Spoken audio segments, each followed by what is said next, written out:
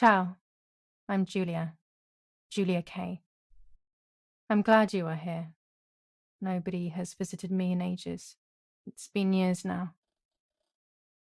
I must tell you my story, but I don't know where to begin. There is so much that I should start from my childhood, but my memories of these times are vague. I only remember the summer of 1929, when they sent me off to stay with my nanny.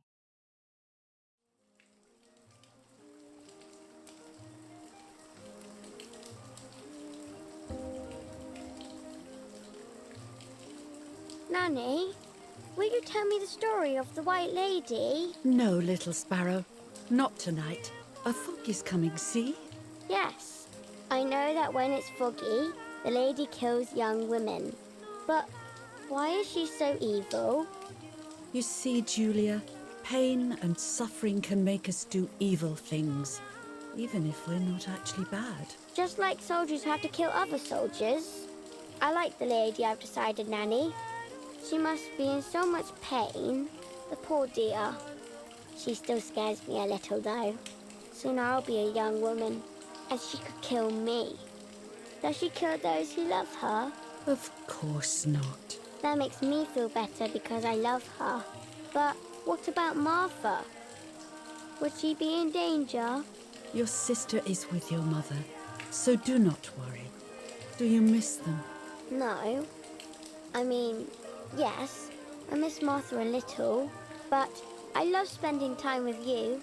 Now, go to sleep, little sparrow. It's getting late. Okay, Nanny. I'll go to sleep and dream of the lady. Was she beautiful? She was beautiful. Yes, very much so. Then she'll be beautiful in my dreams. And will I be beautiful just like her? You'll be even more beautiful. Listen, Nanny.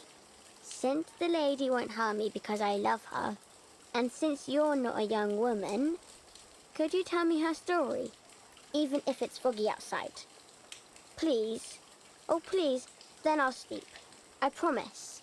Oh, all right. You always get your own way.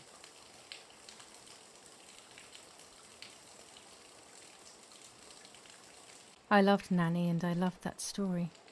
Every time I heard it, it sounded like a new and more mesmerizing tale. Every night I would ask her to tell me about it, even though it scared me. Even now I can remember every single day of that time and how happy I was.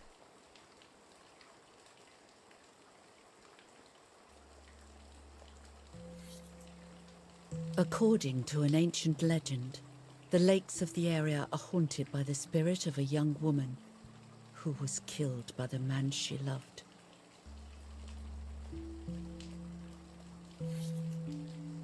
She was expecting a lover's stroll by the lake, gazing out at the old tree growing on the lake's island.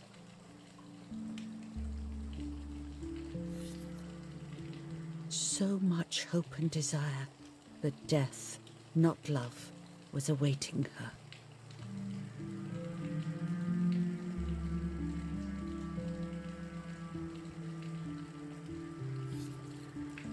In despair, the man confessed he had killed her out of jealousy.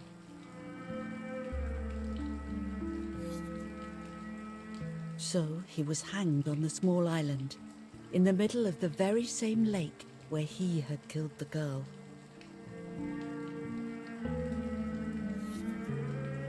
They searched everywhere, but the girl's body was never found.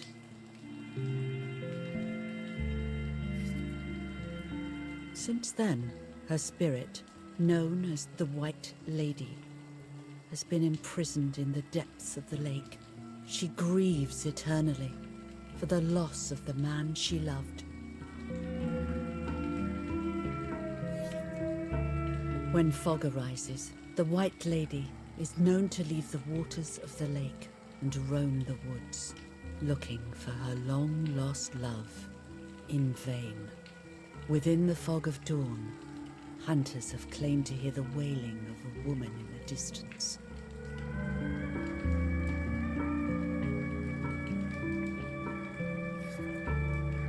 Every time the sad memory of the night she perished stirs in her soul, she takes the life of a young woman by slaying such a life in its youth. Even just for an instant, the lady feels free from the burden of her pain.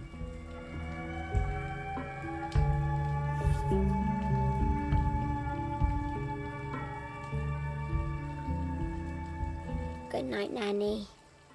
Good night, my love.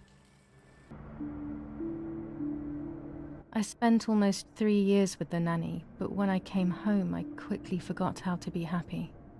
My memories do not return until 15 years later, in 1944, when I stayed in that house. I enjoyed setting up cameras in the woods by the lake. My father created a device that attached to the cameras. It would make them take pictures at set intervals. I was trying to photograph animals, or whatever else was in that damned place.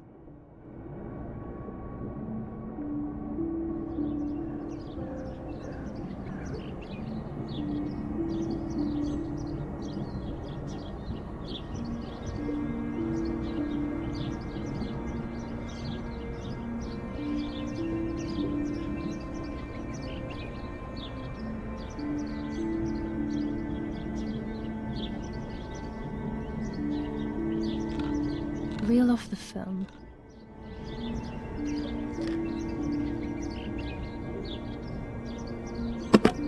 Open the camera. Remove the old roll of film.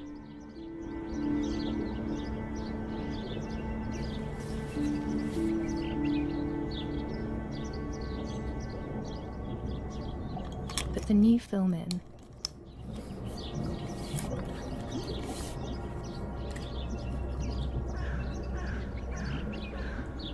Close the camera. Load the film.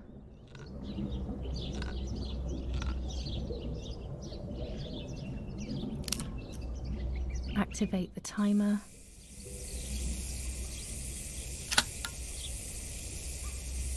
Almost ready. Now to bring the image into focus.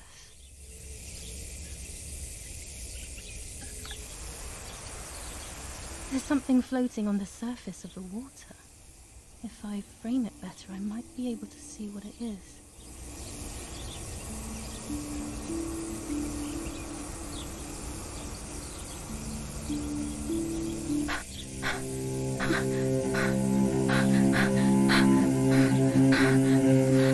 What? Is that a person? I must help them.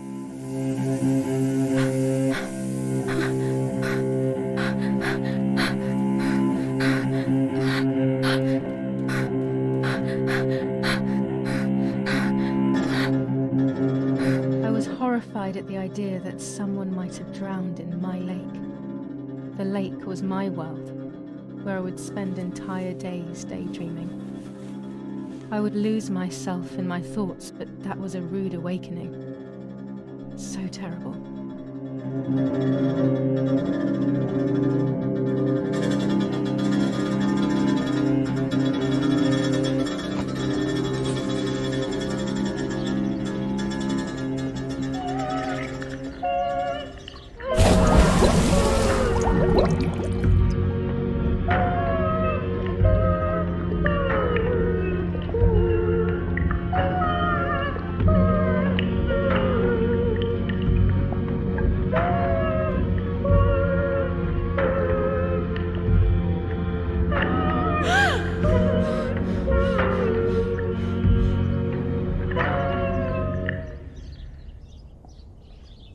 I instantly noticed that the person was wearing one of my dresses.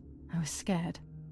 I dragged that lifeless body as best as I could to the shore, trying not to drown myself. Only when I lifted her in my arms did I realize who she was. It was my sister, my twin, a part of me, dead. Impossible to comprehend. I was desperate. I didn't know what to do or to think.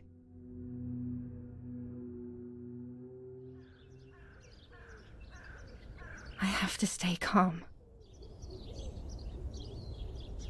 Martha is not dead. It's not possible. It's not true. There's no need to worry. Everything is fine. Everything will be fine. Martha, February 26th, 1923.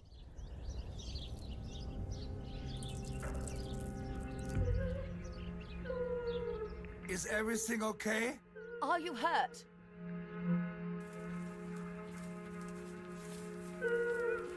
What are you doing? Go, Eric, run! My parents ran towards me. My mother hugged me. She, who detested me, was now cuddling me. Her warmth filled me with life, and the pain became bearable. I felt protected. "Martha, are you okay?" she asked me, speaking slowly in order to let me read her lips. She thought I was deaf. She thought I was Martha. I didn't want the moment to fade, so I meekly nodded my head. I didn't realize I had done something that couldn't be undone. I would have to pretend to be Martha forever.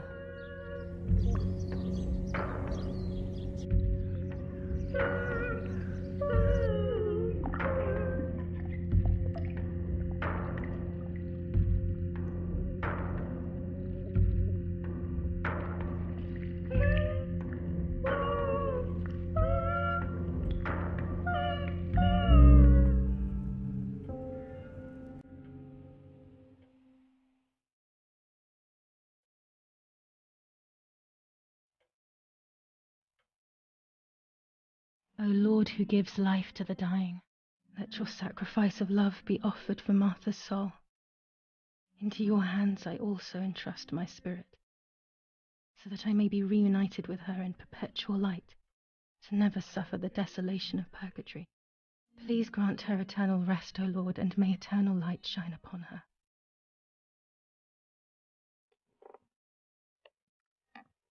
Eric, did you remember to light the candles in the hall? People will be here soon. Mummy always finds something for everyone to do.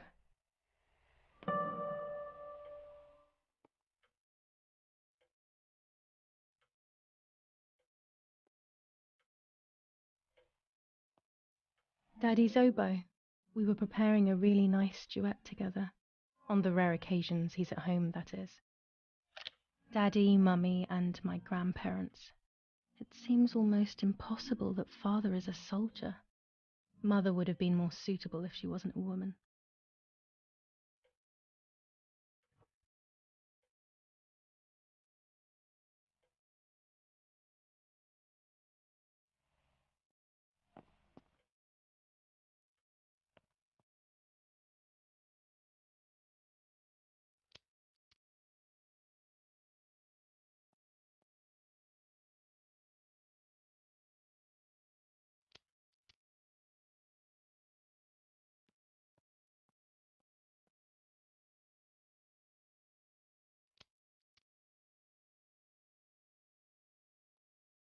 When you're done, can you come and get the flowers, please? Or send Martha if you like. Never a moment's peace, even at a time like this. She can't sit still for a second. Mummy and Daddy. They are the epitome of wealth and elegance, but pain pays no heed to money and style. This painter was a friend of Grandpa's. I always loved his paintings. As a child, I used to look at them for hours. The only way people could tell Martha and me apart was by dressing differently. Even Mother couldn't tell us apart. When Mummy asks for something, there's no escaping it. Books, books, and more books. In our villa, there must be 10 times more than even here.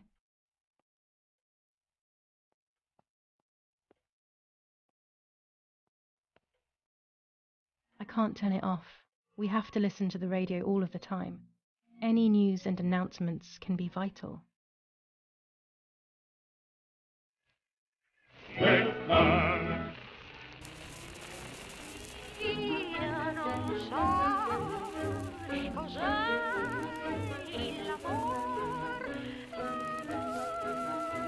July 17th, 1944.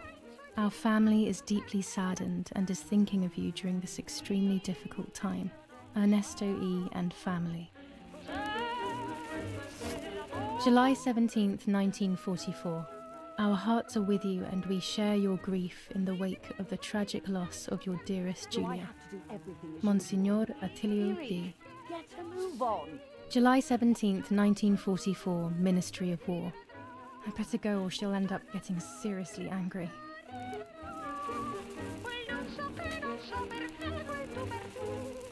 An old painting. I find it so sad. It communicates a sense of deep solitude to me. There's no reason to use the phone right now.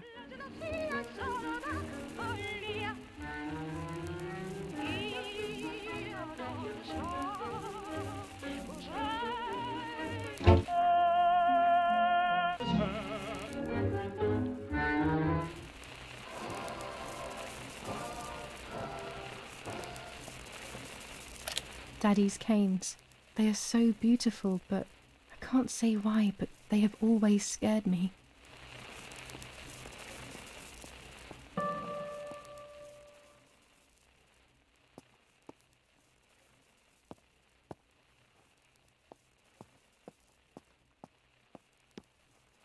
I don't need that right now.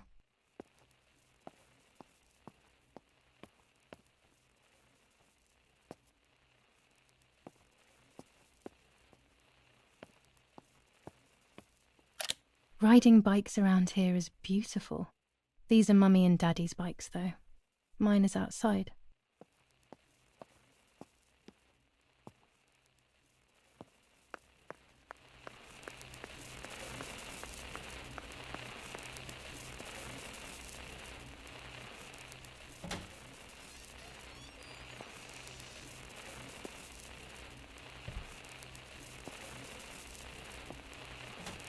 Everything always has to be perfect with her.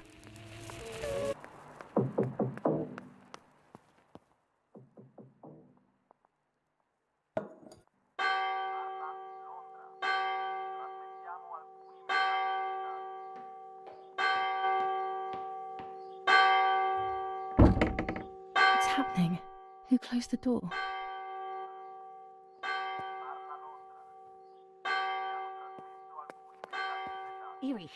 Erich, wake up. Do you think it's appropriate to sleep here, of all places?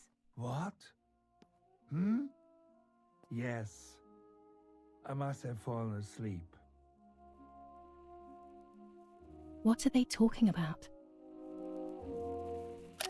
You can't stay here forever. Why don't you go to bed? No. I want to stay with my daughter. Your daughter? Your daughter? You have another daughter, you know. The one who's still alive. Remember? What are you talking about, Irene? Giulia is dead. What kind of comment is that? How can you? You should be thinking about Martha. Giulia harmed Martha. You know that, right?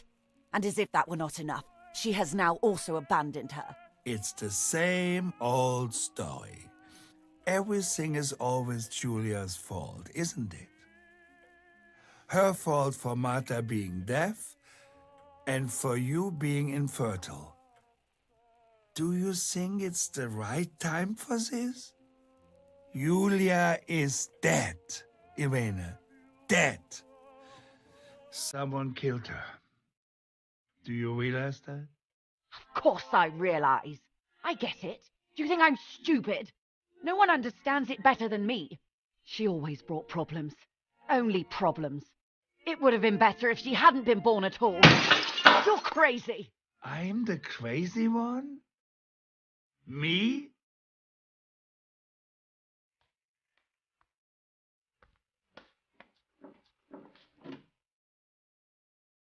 They have done this to get at me, yes. Your death is all my fault. All I could ever do for you was hurt you, Giulia. My poor, sweet, crazy girl. What will I do without you? What will life be like now? All the time I didn't spend with you. But now I'm home. We can go fishing together. We can take pictures of butterflies. No. We can't do anything together anymore, can we? Nothing. I miss you, Giulia. I miss you.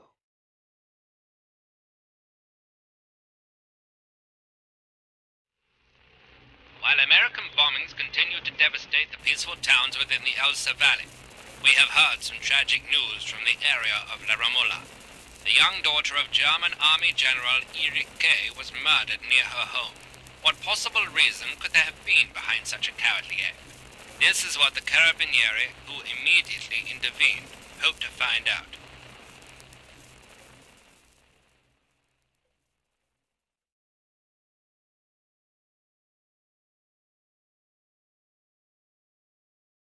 Mother didn't seem to suffer from the situation.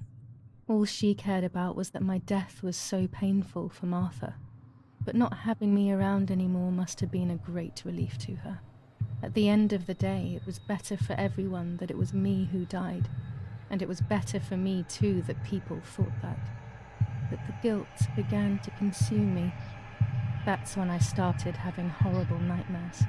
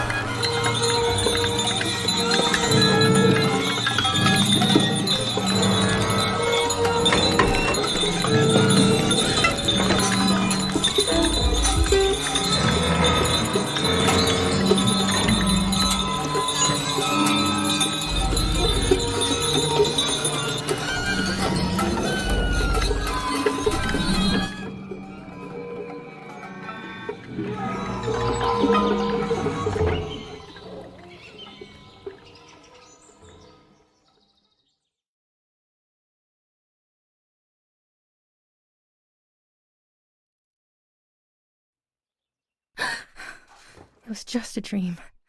A horrible dream. That horrendous woman and the face of my sister. I wish all of this was a dream and my sister is just sleeping in her bed. Instead, her bed is empty and this is reality.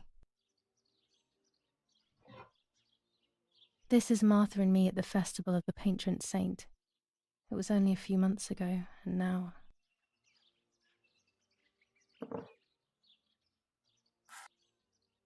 Martha had asked for a picture of me to put in this frame. She wanted me to do one of those expressions of mine that made her laugh. Expressions that she couldn't quite imitate. She used to say that those were the signs of my soul. Can a photo capture the soul? Can I capture Martha's soul?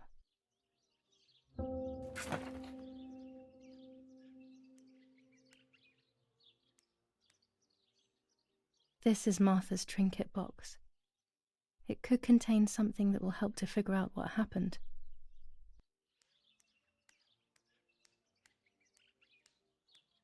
Our beautiful home. In spite of everything, I prefer being here. Martha's clothes. To me, wearing them will be like having her with me. Mummy will also be happy to see them. Or I could wear my clothes in the other wardrobe.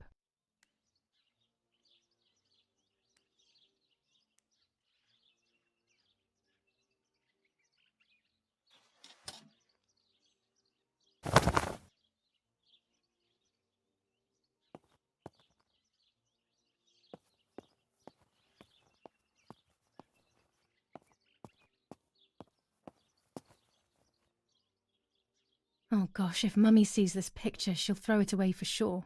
It's me and Lapo. I want to see him as soon as possible so we can mourn Martha's death together. The butterfly collection that Daddy made for me.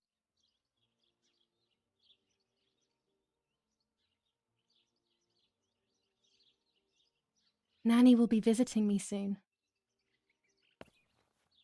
I still like to have the books and games from when I was little with me.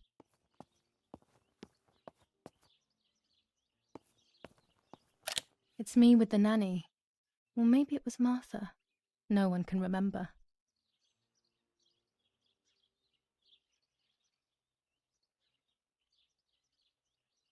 I'm already dressed. Everything I need is always in my bag.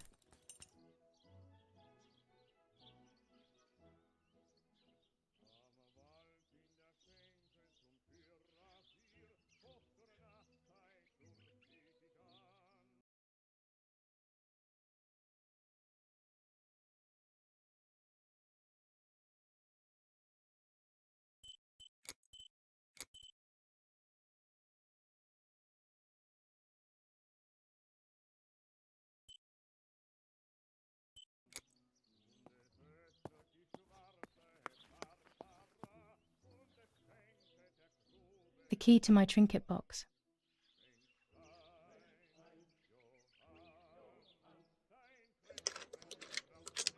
This is not the right key.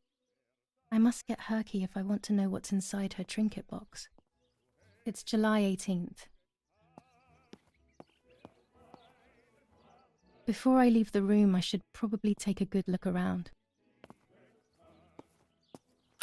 My dress. The one Martha wore when she was...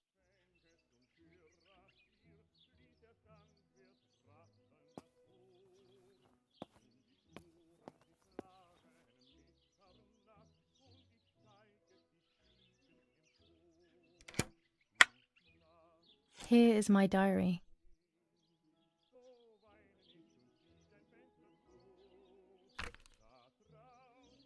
July 12th, 1944. This is a new diary. We moved here today and I forgot my old one back at home. But that's okay. A new chapter in my life, a new diary. They say they brought us here for our own safety. Daddy, the war, and everything else. Nanny gave us her house and she went to look after the mansion. It's weird being back here after so many years. I remember Nanny telling me the fairy tale of the Lady of the Lake. It's one of the few happy memories I have from when I was little. Nanny isn't here and that's a shame, but Martha is here with me. I also get to see Lapo more often, which is wonderful. He's always hanging around here. Mum is thankfully too preoccupied with fixing up the house to worry about me. At least for now.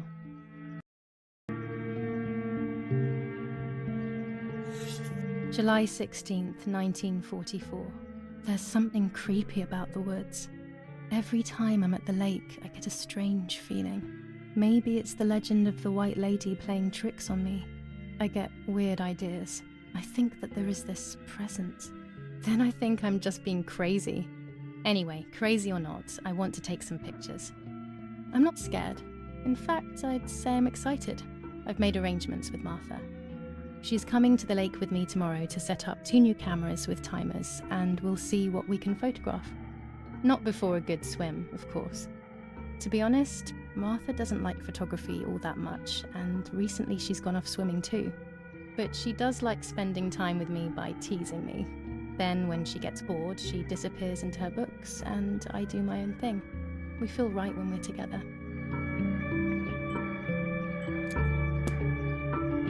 Yes, Erich, I'll be right there. I'm just going upstairs to call Martha down for breakfast. Fine, but I'm not sure we should let her sleep all day. What do you think? What did you say? Okay, I won't wake her up. I'll just turn on her light. So when she wakes up, she'll know when to come down for breakfast. They really think I'm Martha and I can't hear them. I need to be careful not to talk, or I will be in serious trouble.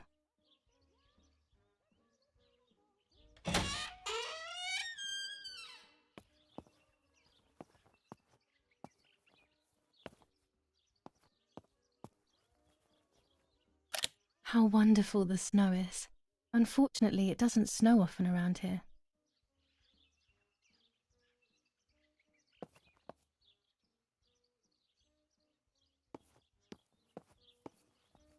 Dad loves these prints of Florence. I find them a bit sad. There's no shortage of paintings in our house. Mum is passionate about painting.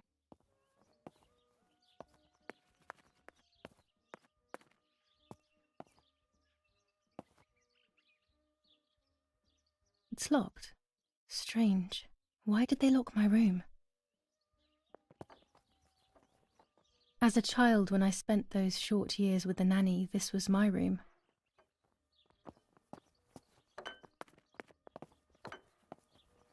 Martha's breakfast is ready. We can go. Yes. It's getting late. Did you leave the newspaper for Martha? You know how much she likes reading it. Yes, Irena. It's on the table, can't you see? And that camera, are you leaving it there? Yes, Irena. Can't you leave it there for a few more days? Do you mind? It was for Giulia. I will take it away soon. I promise. The thought makes me so sad. Seeing it there is as if... I don't know how to explain it. All right, but let's go now. We have too much to do. We can't stay here all day talking. Mummy is right, though. Martha always read everything. It's me who will now read the newspaper instead. They'll be out all day. The funeral preparations will take them a long time. Everything is more complex with the war. Over the next few days, I will see little to nothing of them.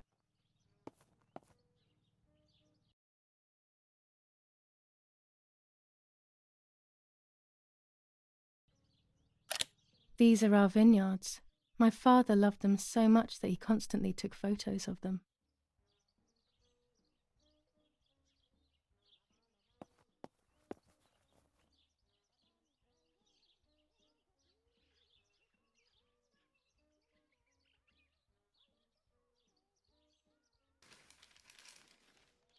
Brutal assassination in San Casciano. Giulia K., a young woman from a respectable family, brutally murdered near her home. Carabinieri investigates. A possible political motive emerges. Martha was not killed by politics or war. She was killed by something much closer and much less clear. I will find out the truth. Giulia K., Distressed but supported by faith, Irenei the mother, Erich the father, and Martha the sister sadly announced Giulia's passing. The funeral will take place in La Romola, Thursday, July 20th at 9:30 p.m., departing from the property of the deceased.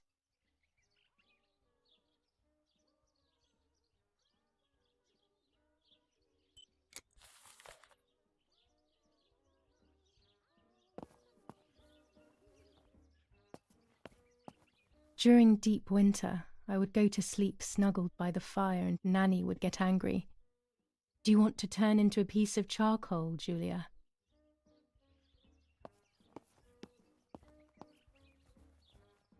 Chocolate, a privilege for few people in these times.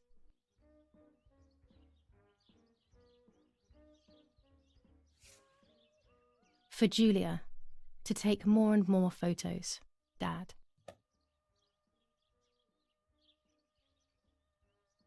I can verify that the camera is still working by taking a photo. I could photograph a sparrow. There are so many of them out here. There might be birds around the little wall in front of the house. I always put crumbs on it for them.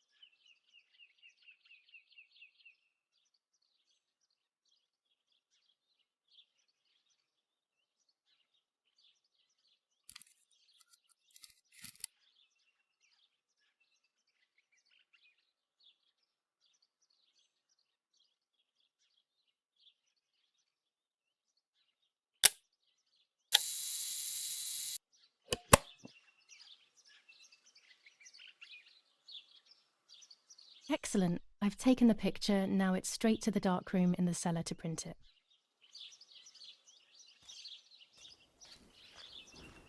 Daddy recently became a general in the German army. He used to take pictures on the front lines, but now he gives me the materials to take photographs instead. Now that Martha is gone, only this camera can fix my ideas and my memories. I can't allow myself to forget.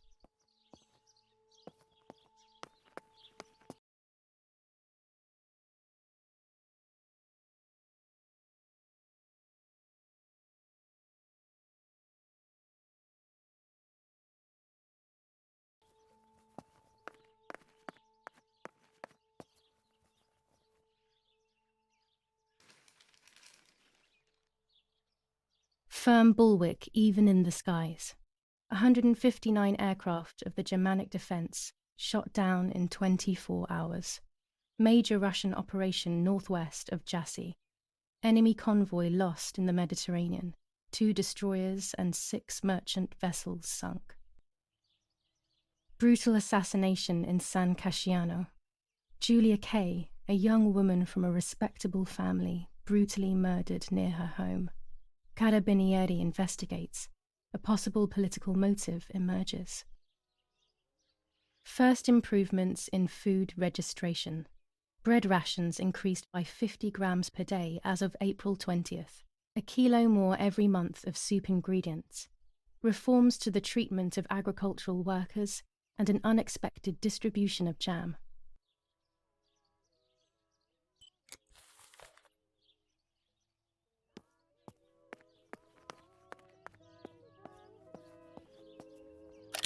Dante's Inferno illustrated by Dore, always hanging cheery things.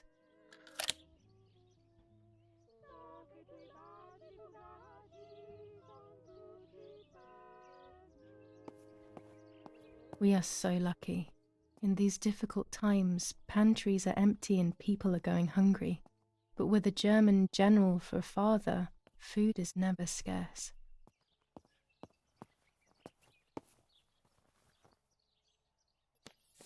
Lorenzini haberdashery. 5 meters of grey cotton fabric. 6 meters of white linen fabric. 4 meters of green satin. Delivered on June 5th, 1944.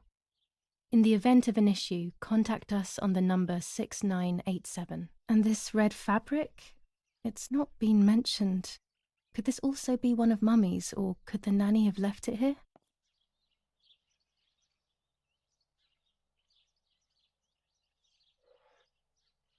These could be of use to me.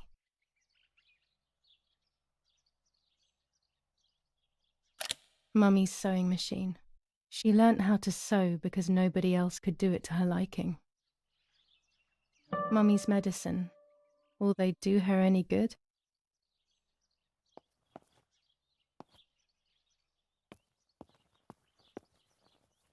Our wine. Daddy is so proud of it.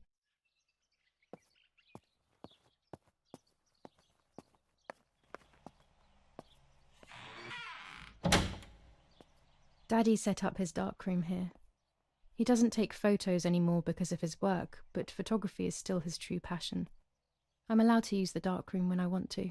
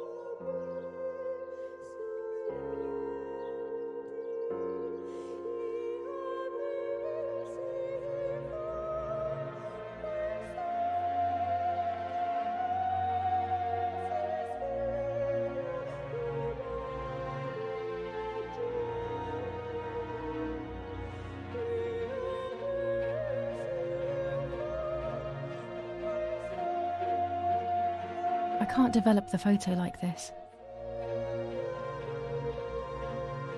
I can't develop the photo like this. I can't develop the photo like this.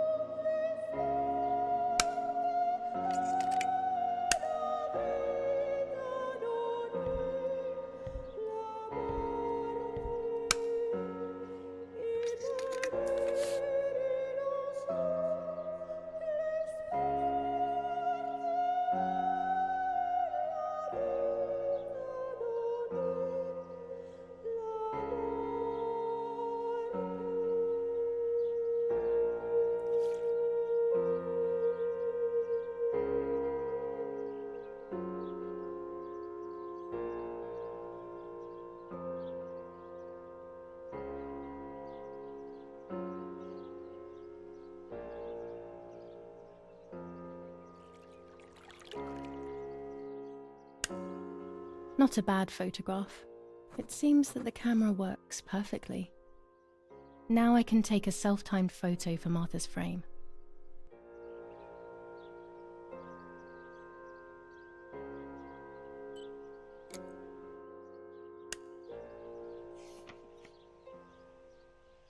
There are 3 baths when developing photos. The development bath, then the first rinse, and then the fixing bath. The second rinse is done directly in the sink afterwards. Daddy had this device brought here last week. It's old, but still works. He has always loved everything technological.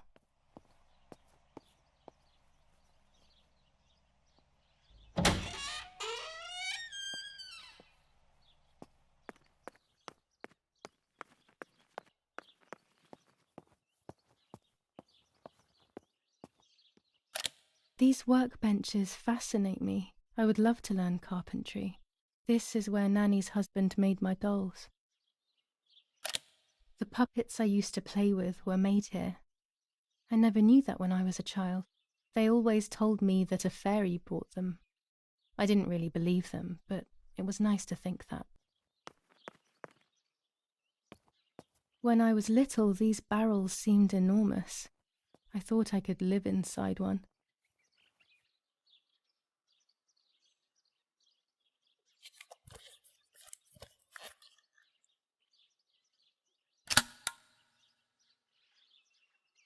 Camera is set up with the self-timer.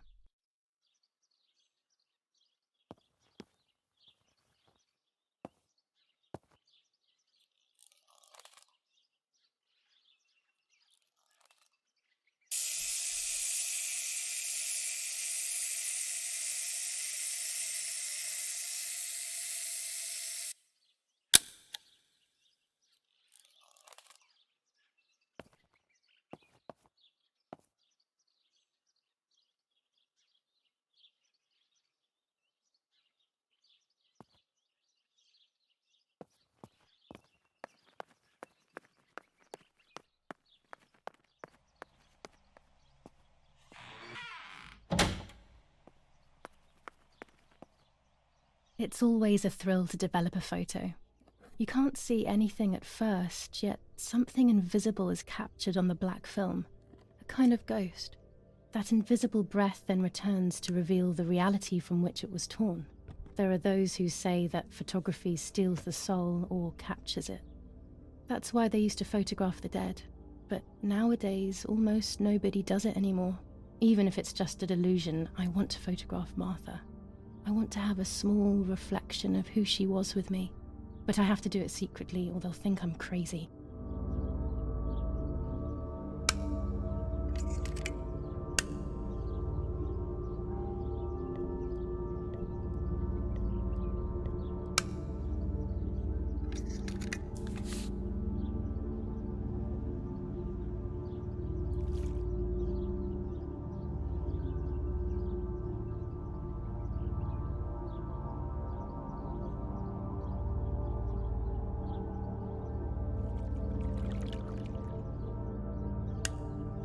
Yes, this is me. No one was ever able to tell us apart. But I never had the slightest doubt, and nor did Martha. It's strange how what identifies us most deeply is not visible to anyone.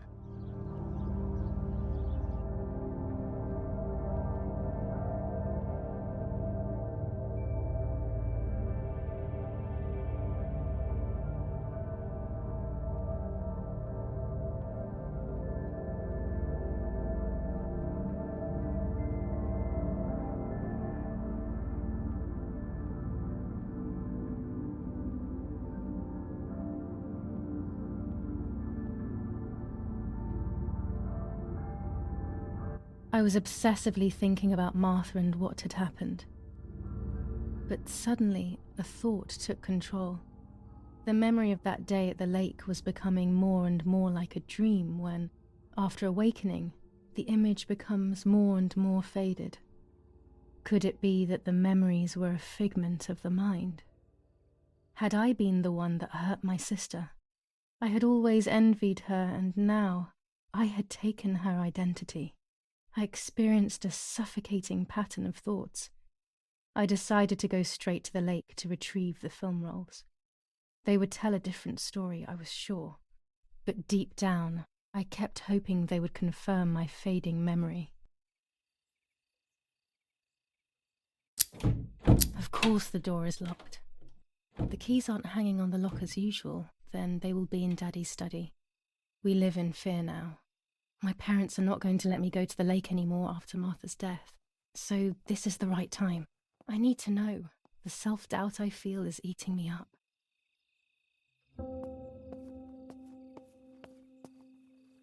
I liked watching Nanny as she cooked. I always picked up loads of techniques.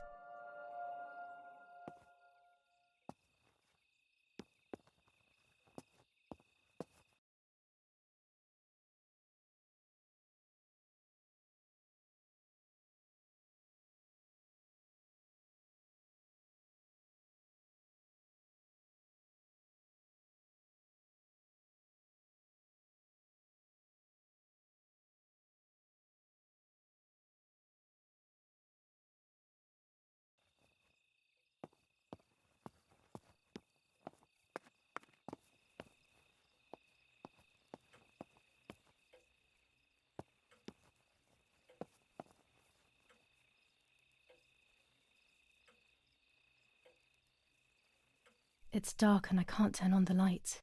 It's dangerous. I'll need a flash for the camera. I can look for it amongst Daddy's things in the room below his bedroom.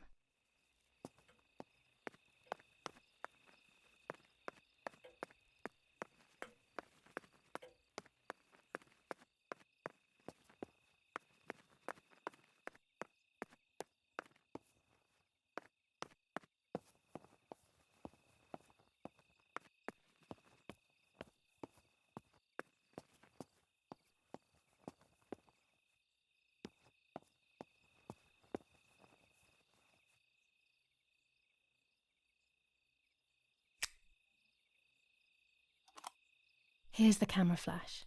Now I can photograph Martha even in the dark.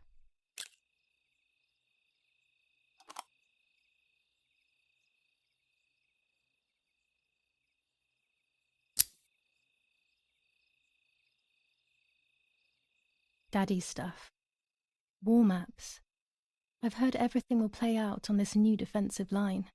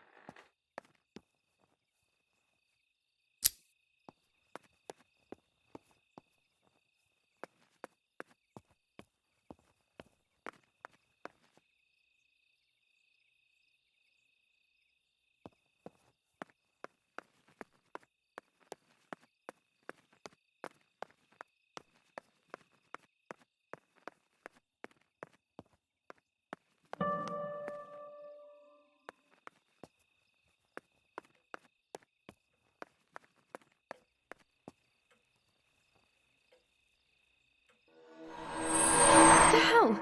For a moment I thought I saw... No, that's not possible. It must be this whole situation making me see things that don't exist.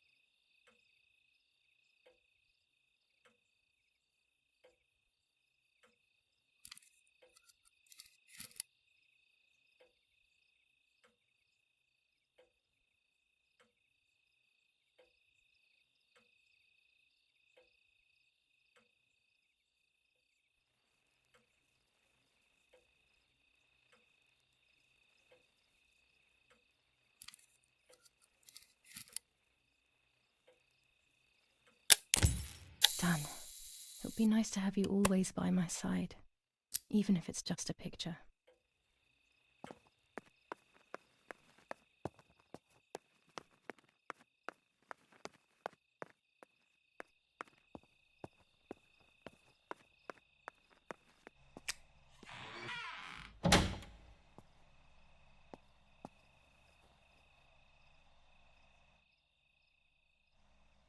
A lens and a roll of infrared film.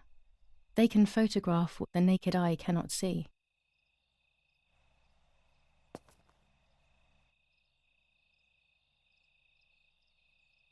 With this lens, I can shoot very close up.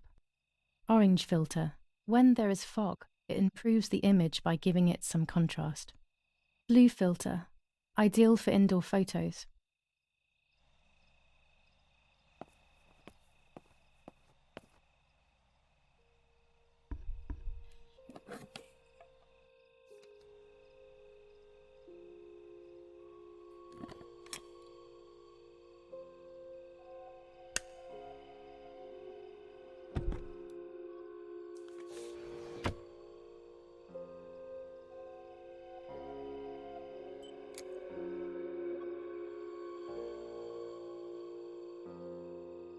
A photograph is both the present and the past, like a dead body.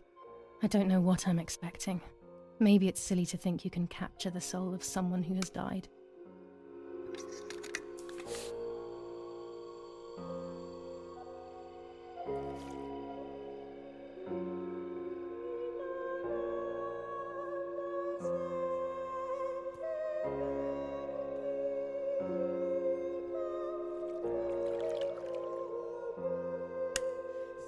Her face can no longer tell me if what happened was my fault.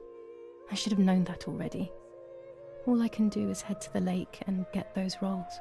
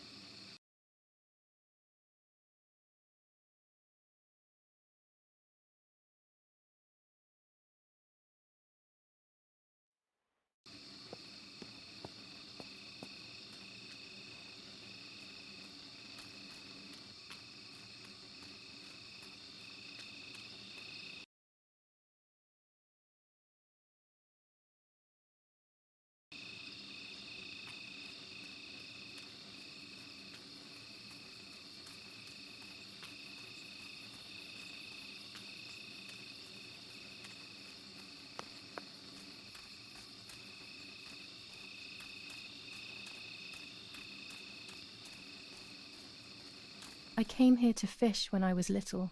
I went with that ever so kind man who worked for my father. Who knows where he is now? Maybe he joined the war too.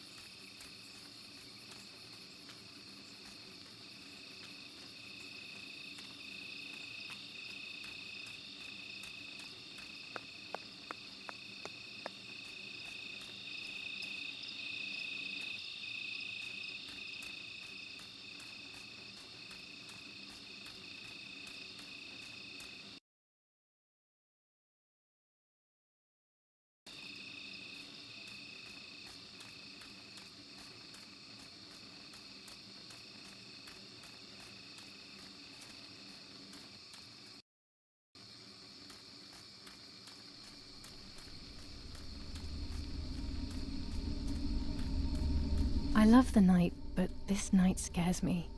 In the dark, I can feel all the harm I've caused. It's getting closer with each step. I feel it brushing up against me like a cold wind. I hurt Martha. The closer I get to the lake, the more certain I am of this. How could it not be?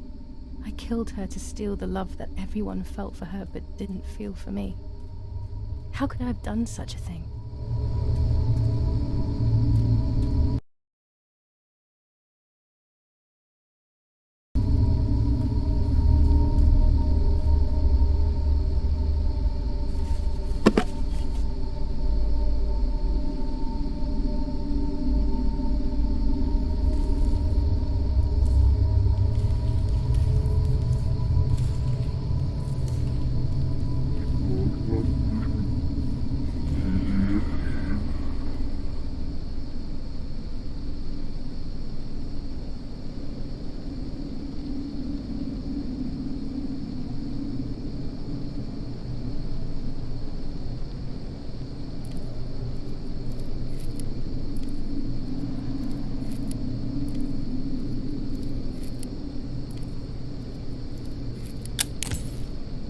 German soldiers. Daddy ordered patrols to be carried out near the house, but how could they have lost a helmet? God only knows.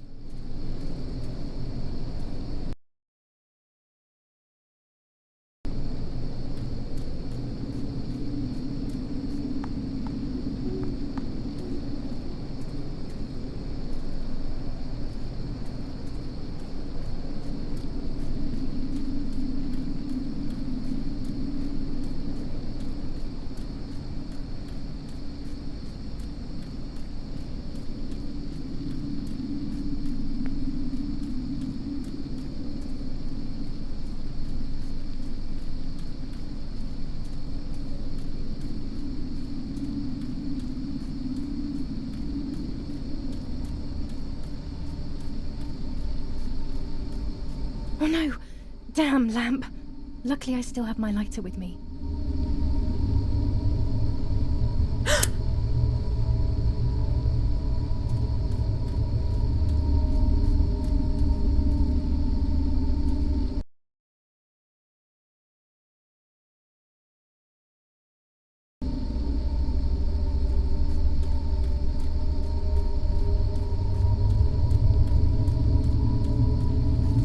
Cameras are somewhere around here.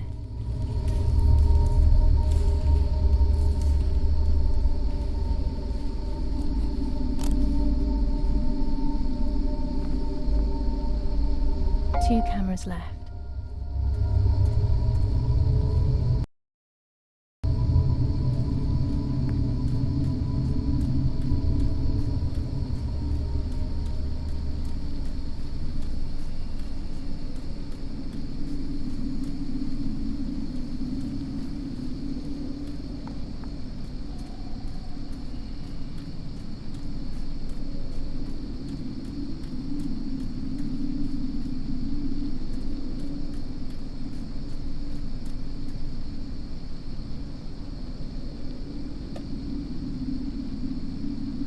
Shred of fabric here in the woods.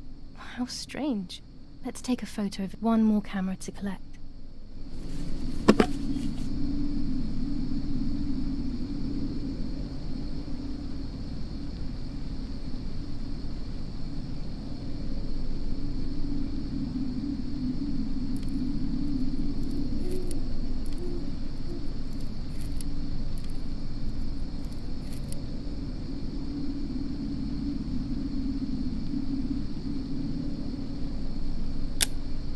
How could it have ended up here?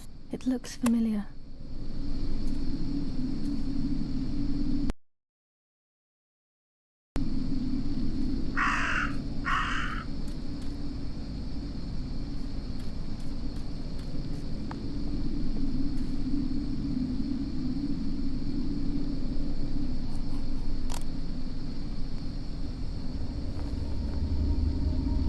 That's it. I've got them all. These films are going to help me understand what happened. Now I should rush home to develop them.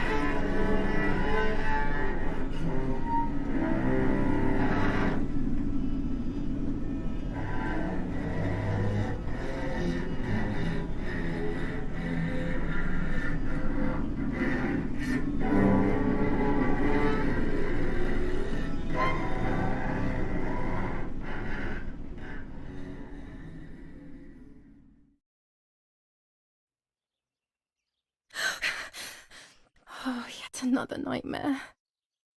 She entered my dreams once more. Maybe she wants to talk to me. What am I saying? Fairy tales coming true. Yet I feel...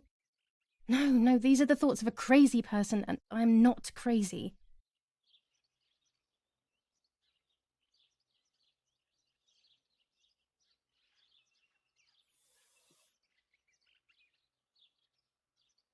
Oh, damn it, what's all this blood?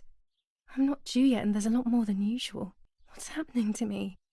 Am I going to be joining Martha sooner than I thought? I have to wash up and do what needs to be done. If I'm sick, I have little time. The truth awaits me. It must be hidden within those rolls.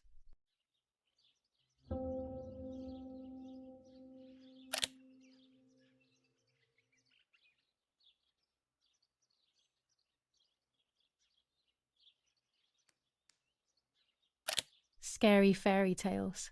Everything seems to be scary lately. Yet everything here is so beautiful and bright.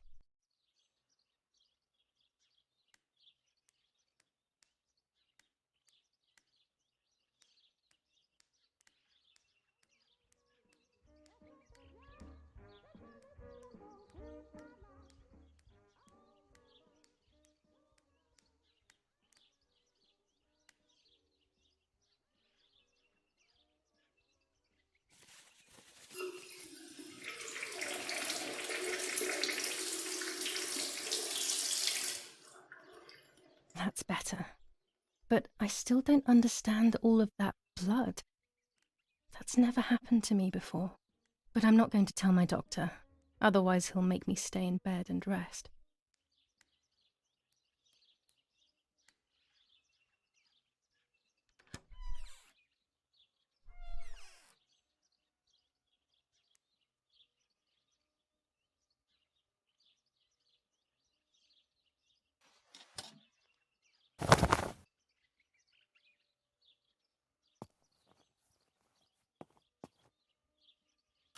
Even more scary fairy tales.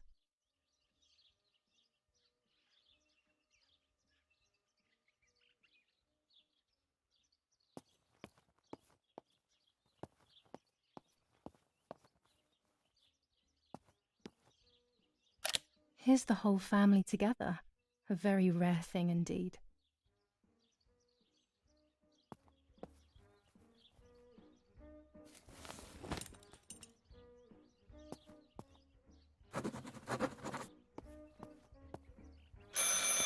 It's very rude, but I could pick up the phone and listen to their conversation.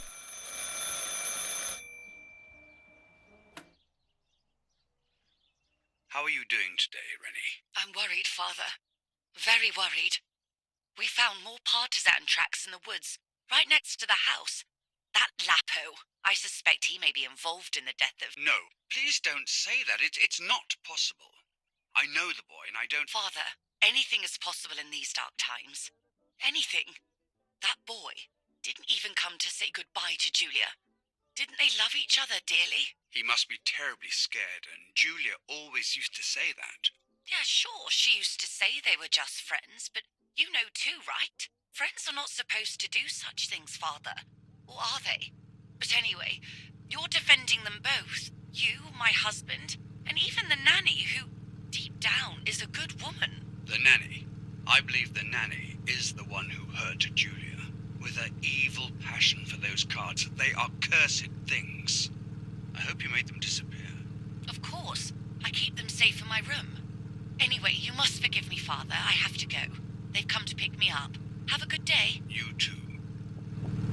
Lapo's involved in Martha's death. My mother is losing her mind again. How could anyone even imagine such nonsense? And Don Attilio, he is a great friend, but what a weird view. Those cards are just a game, but most importantly, they're mine. Why on earth did they take them from me? Archbishop Toccarelli will protest with the French in the city for the raping being committed by invading troops. New ordinance for the safety of citizens. From this moment on, it is forbidden for anyone to leave their homes and walk the streets of San Cassiano. All windows, including cellars, house entrances, and doorways, must remain closed night and day. The population are advised to stay in their cellars, or, where these do not exist, churches and other large buildings. The patrols of German armed forces have orders to shoot at people who are on the street, or who are found looking out of their windows. I shall repeat for clarity. New ordinance for the safety of citizens. From this moment on, it is forbidden for anyone to leave their homes and walk the streets of San Cassiano. All windows, including cellars, house entrances, and doorways, must remain closed night and day. The population Dear Mother, are advised to stay this is hard, but I have something to tell you. do not exist. I found out that Giulia is pregnant. Go to the lake tomorrow morning at 7 and watch her as she bathes. You'll see that her tummy is growing. Martha. What? I'm not pregnant. Why is everything becoming even more confusing? I'm searching for an explanation, but instead I'm left with more questions. Pervitin again. I feel like these pills do nothing other than agitate her. Romola, 15th of July 1944. Dear Mrs. Irene, I'm writing to let you know that all is well here at the villa. Thank you for being so considerate and caring. I apologize for the simplicity of the housing you were forced to live in. I also locked the room where the little one used to stay as requested. I've left you the key. It is the one with the pink keyring. Try to stay safe. Best regards, Nanny. Why on earth did Mummy have that door locked? It was my room. What is she trying to hide?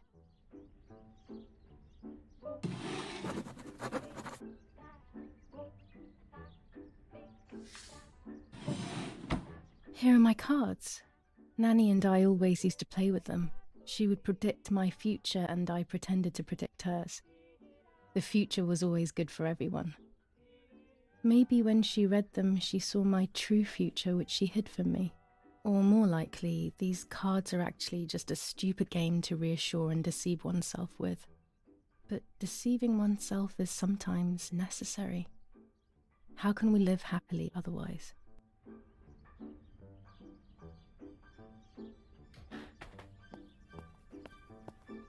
There are more and more weapons around, and everyone is scared after what happened. This is Mummy's jewellery. She wears them every day, even though Daddy says it's impractical and dangerous to show signs of wealth these days. As usual, she doesn't want to listen to reason and ends up arguing with Daddy until he goes to play war, as she says.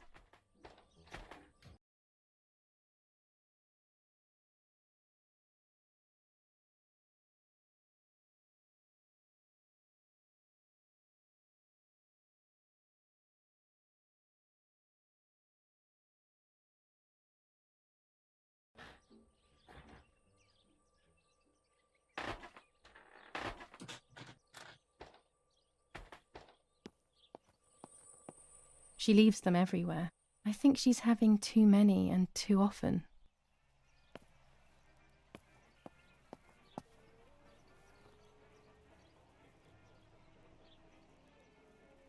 .25 ISO film. When the sun is high in the sky, it's perfect.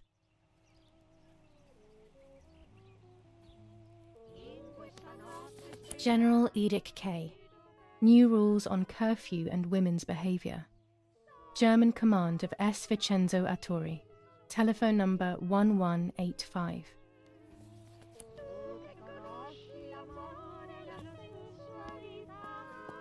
Nets for catching butterflies, poor creatures. I had so much fun with them.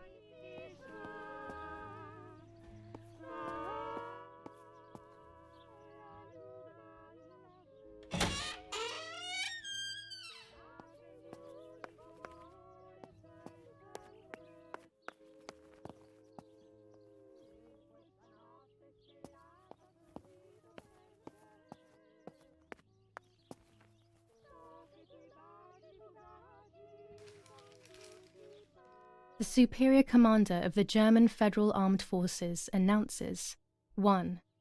Whoever is in possession of weapons or explosives not reported to the German headquarters will be shot. 2. Whoever harbours bandits and/or protects them and provides them with clothing and/or weapons will be shot. 3. Whoever is aware of the existence of any rebel groups or even lone rebels without reporting them will be shot. Italian workers in Germany. The following rules are in place for workers who voluntarily work in Germany. A commitment of a maximum period of 1 year before returning to Italy. The Superior Commander of the German Federal Armed Forces announces 1. Whoever is in possession of weapons or explosives not reported to the German headquarters. Fighting in Normandy. Victorious Germanic counterattack on the road from Perriers to Carentan. Pont Heber reconquered north of Saint-Lô. Many US losses caused by the flying bomb action. War rages on the Eastern Front. An attack launched by the Soviets after hours of cannonade. The fight on this front has been going on for a long time.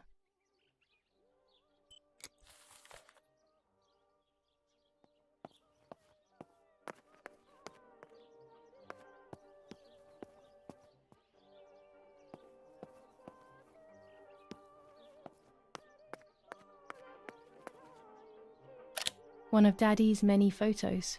Who knows who these other people are? These masks, I remember them vividly. I always tried to escape their gaze.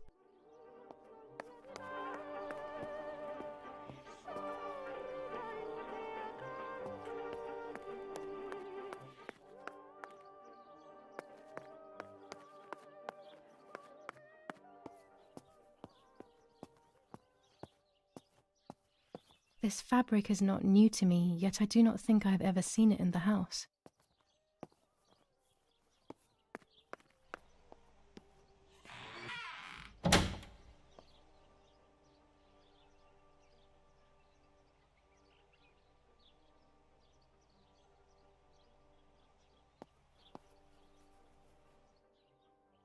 Red filter for super high contrast photos. With this lens, everything gets bigger. This lens increases the framed area. It allows me to fit more into the image. I have to be careful and keep the volume down as I listen. I must go unnoticed. I am meant to be deaf after all. Ready? Giulia? You ready? Sure, Daddy. I'm good to start. I've already started recording. Oh, no, my voice will sound awful. No way, come on. Didn't you want to study singing anyway? No. I was young and stupid when I said that. Okay, ready? Go. Oh, how nice. It's the rehearsal for last week's concert. I never heard the recording. But I was right, my voice is awful. Cannot be called singing. Anyway, it's time I develop these film roles. I can't wait any longer. I wish I could just stop time.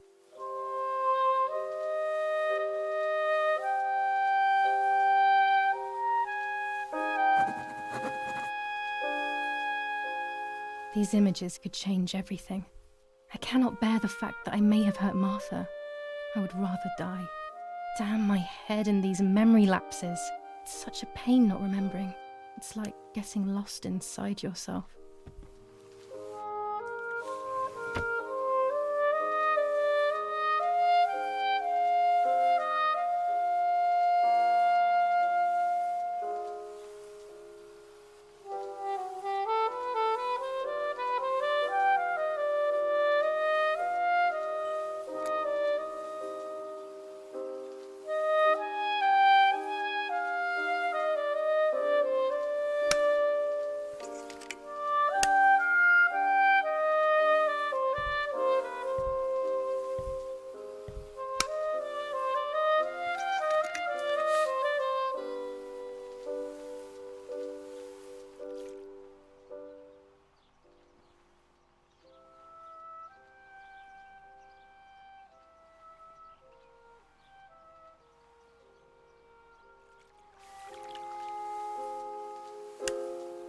I'm carrying Martha to shore. I'm trying to save her. My memories, although fuzzy, do match reality. I feel a little better. Now I can find out who really hurt Martha. Maybe I should meet with the White Lady. She might be able to tell me something. Is this crazy talk? Yes, definitely. But what's normal about any of this?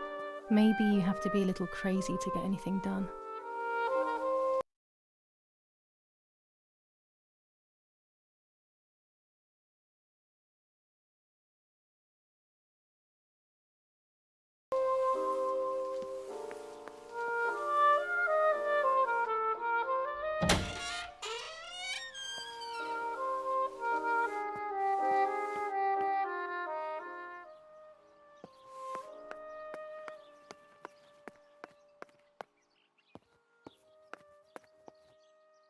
A tripod is necessary to take photos with long exposures.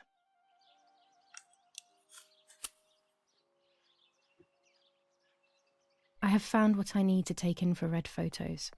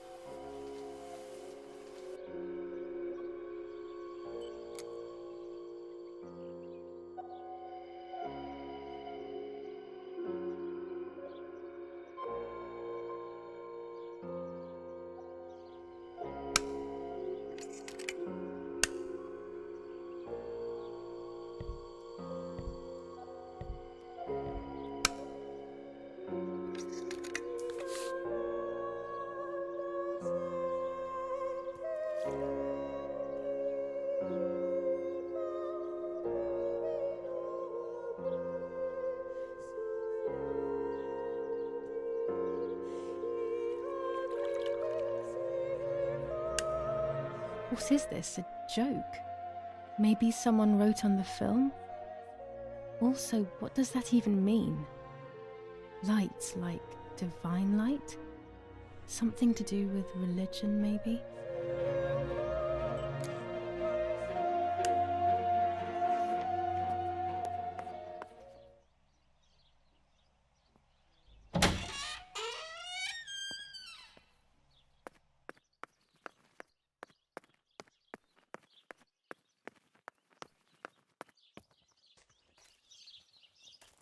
This is the centre of our farm, but since we moved here, it hasn't worked like it used to. Security matters, Daddy says.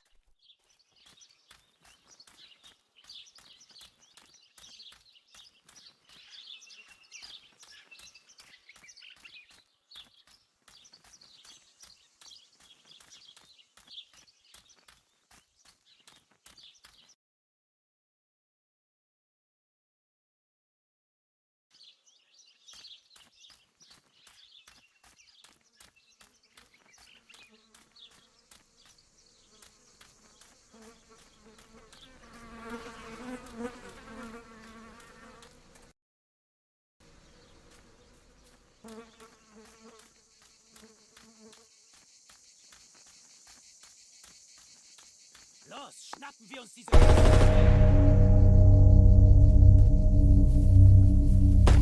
Los! Hey, hey, hey! Los geht's! Hier lang!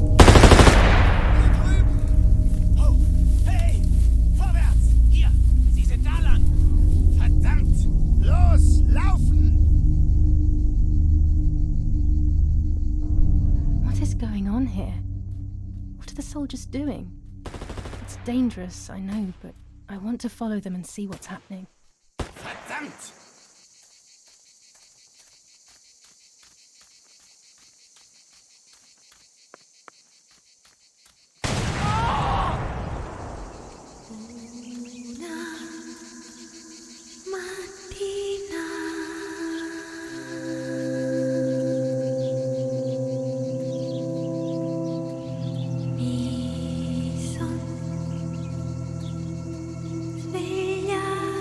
Oh God, please no. Lapo, my dear friend. What have they done to you?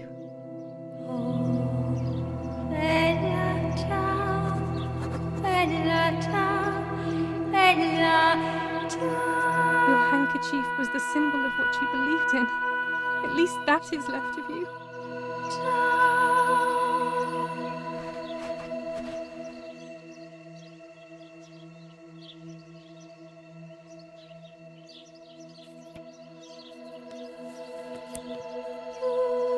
Dear Giulia, are you surprised that I've addressed this to you and don't think you're dead?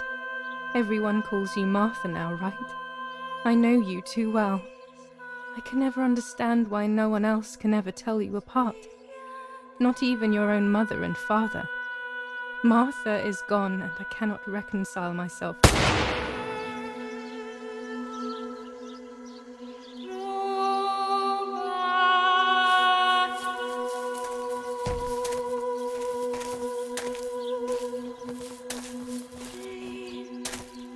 Du hast ein Mädchen erschossen, du Idiot. Scheiße, scheiße, scheiße! Was machen wir jetzt? Sieh mal, was sie um ihren Hals hat. Sie ist eine von ihnen. Es musste getan werden. Sie ist die Tochter von General Erich K., du verdammter Trottel. Sie war die Freundin von diesem armen Kerl. Oh, verdammt, jetzt sind wir wirklich am Arsch. Scheiße, lass uns abhauen. Aber sie lebt noch. Sie liegt im Sterben. Siehst du, wo du sie getroffen hast? Sie ist bestimmt schon tot. Wir müssen jetzt abhauen, sonst sind wir auch bald tot.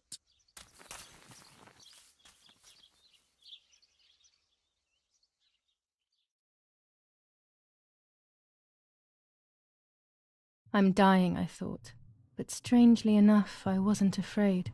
In fact, I was almost relieved. When I returned, I found myself once again in the midst of a bad dream. One whose meaning I did not understand at the time.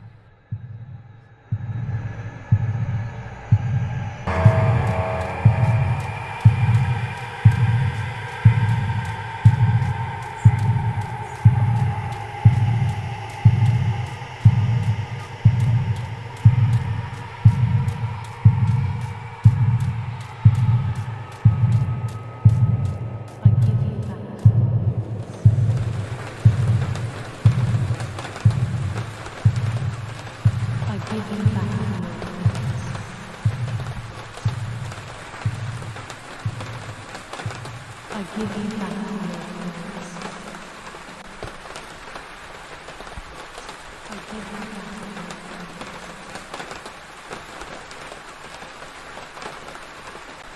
parents. I give you back your parents.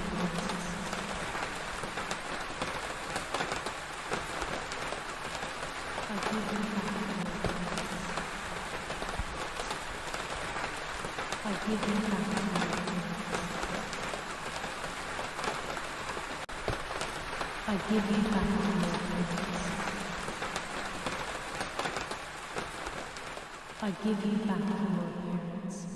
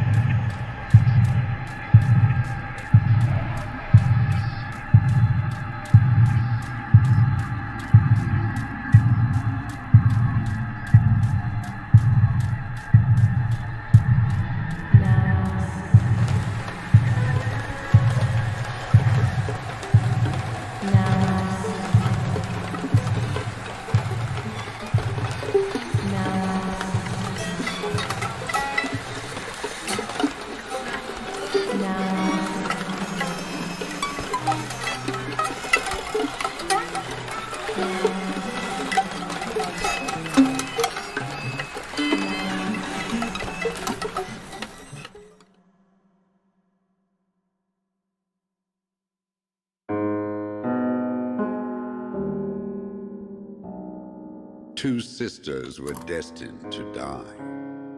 Giulia, the first sister, and Martha, the second. On Giulia's day of departing, identical twins stood before me, impossible to tell apart. They questioned my presence, since they were still so young. Giulia must come with me, I demanded, but they both claimed to be Martha.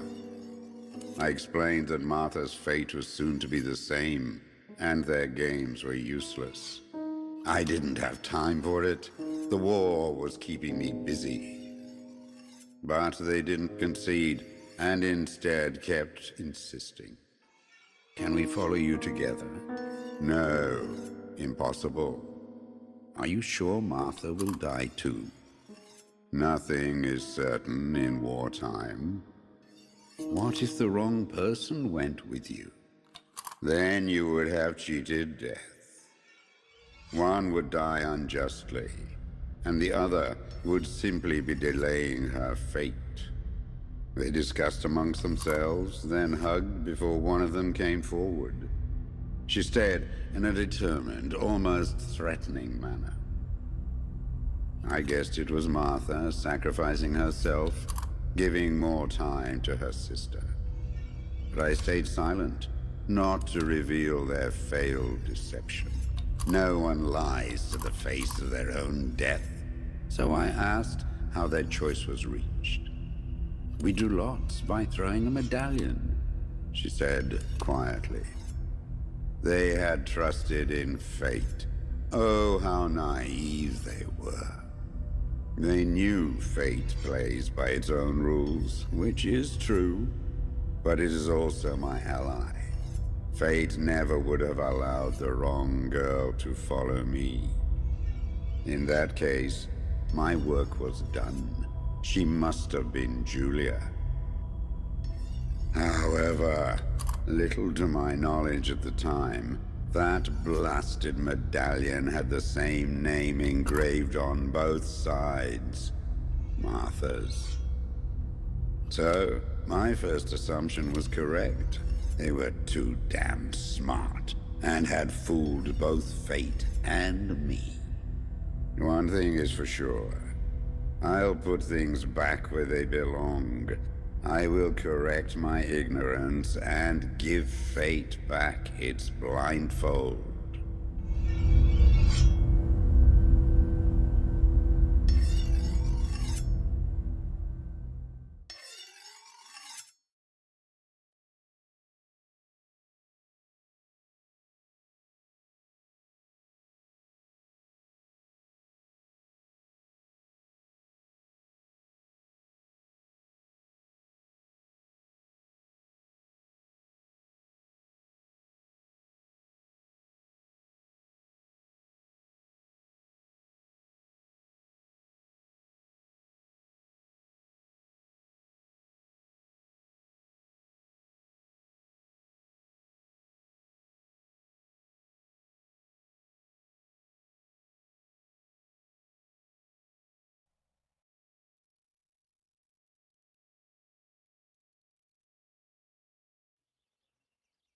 Ugh.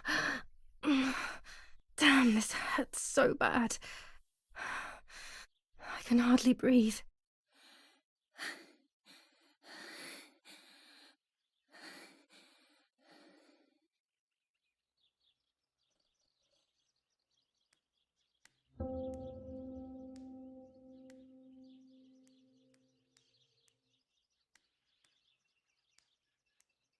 Looks like Mother has been here all night with me, or rather, with Martha.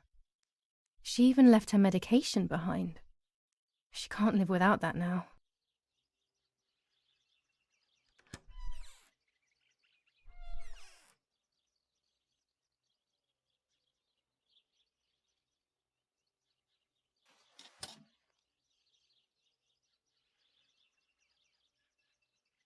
I would like to spend a moment with my sister, just me and her alone, before people arrive for the funeral and then take her away.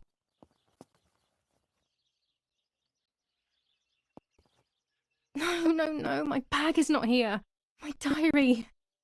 Lapo's letter.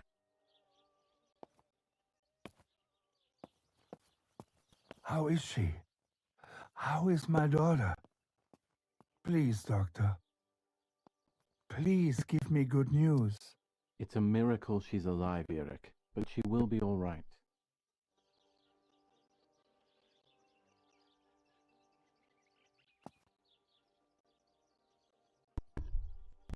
The bullet passed right by her heart and exited her chest. Unbelievably, it missed her lungs, spine, and heart. She could have been paralyzed or died. But thankfully, she's fine. I examined her thoroughly. She didn't even lose that much blood. She was lucky. And you were lucky, so to speak. She was lucky that my wife went for a walk in the woods. Otherwise, she would have bled to death, yes. I don't know what to say. All of this, it's too much. So much death and suffering. Nothing more. Don't worry, Eric. She's young, so she'll recover quickly. I'll be here all day anyway. Thank you, doctor, for everything. Do you mind coming with me to pick my wife up from the cemetery? The funeral will start soon in the chapel. Of course not. Lead the way. You know, with all of these preparations for the funeral, Irina wants everything to be perfect. It's her way of coping, so she doesn't have to think about everything going on. She is a woman who has suffered so much. Maybe too much.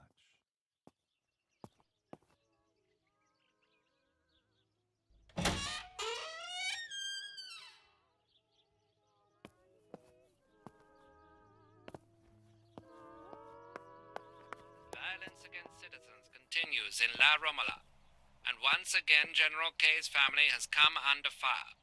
Now it is the life of her sister, Martha, that is in danger. The blow from the gunshot in her back could have killed her. It is only by the grace of God that the girl is alive. General Edict K. New rules on curfew and women's behavior. German command of S. Vincenzo Attori. After the Battle of Poggi Ponsi, on the 18th, they are still far from the Tavernelli Val di Pisa. The German resistance on the Tuscan hills has been exhausting for the invaders.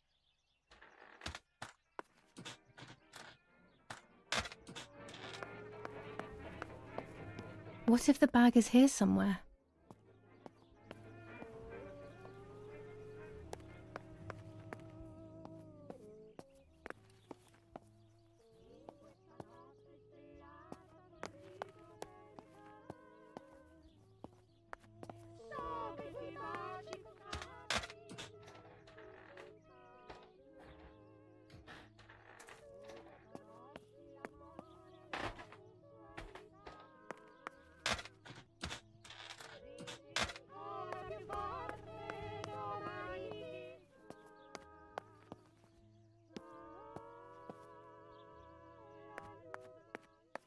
There's my bag.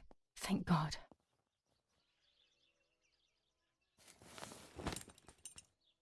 Let's hope Lapo's letter is in there.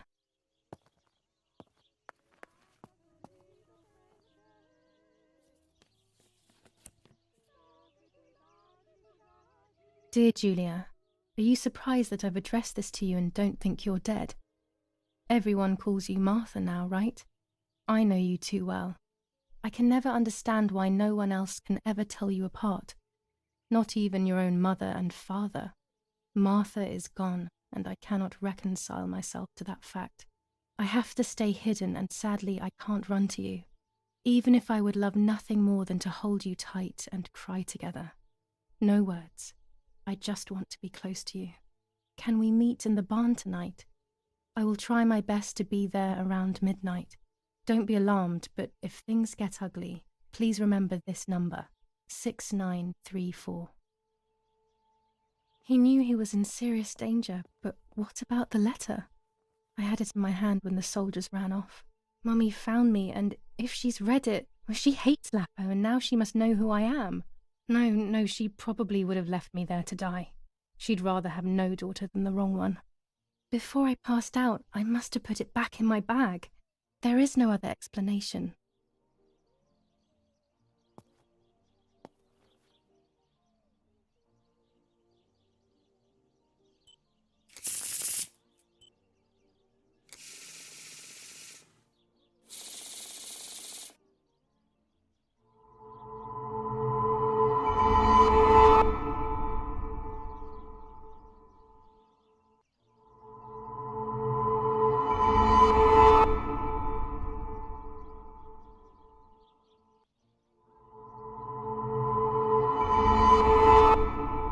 I have to see beyond appearances. There are those who betray me and speak ill of me, but someone will know how to give me the right advice.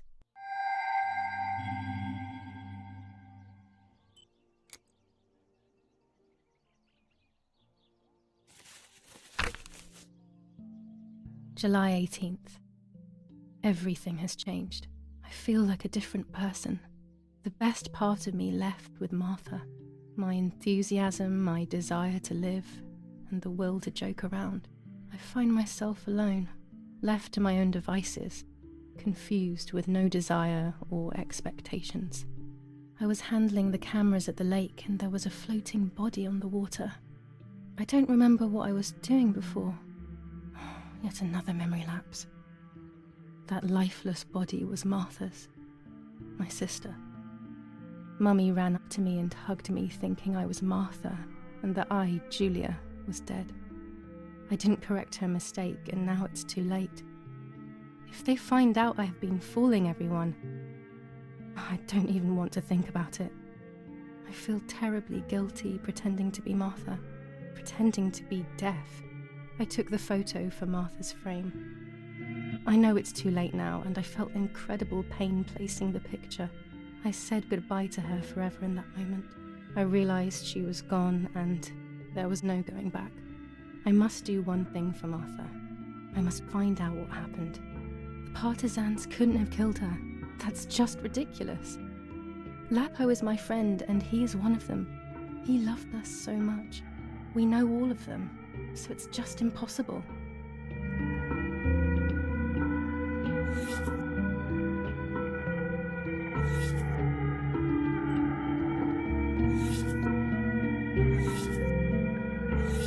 July 19th. I retrieved the cameras at the lake, but I had convinced myself that I was the one who had hurt Martha. So much so that when I had the rolls with me on the way home, I found myself in another horrible dream. I don't even remember going to sleep. As soon as I woke up, I developed the film. The photos confirmed to me that my memory of that night was correct. It was a great relief. I have decided to go back to the lake in an attempt to communicate with the White Lady. I know it's a crazy thought, but I can't get it out of my head. I need to know what happened to Martha, so I must pursue every possible avenue, even the path of insanity.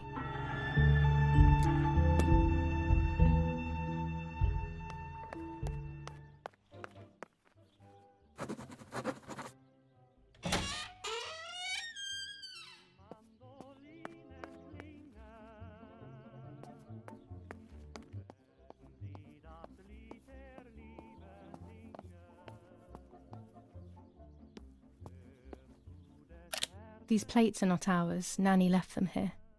I remember them well.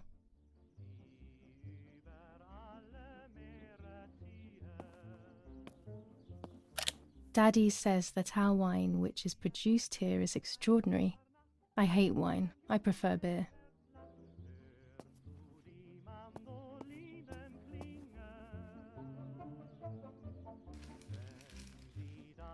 Attempted murder in La Romola. After the murder of Giulia K., today her twin sister is the victim of another attempted murder. The condition of the young girl, found by the German troops, is no cause for concern. The political motive behind this is becoming all the more clear. But that's not what happened. It's all wrong. Mummy was the one who found me. The German soldiers shot me. Best to stay quiet. No one ever believes the truth.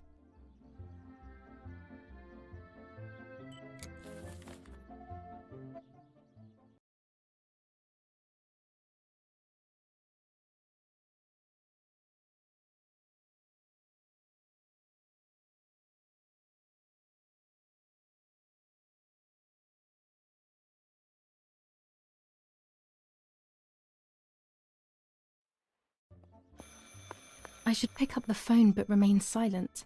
If I let the caller speak first, I'll find out who it is.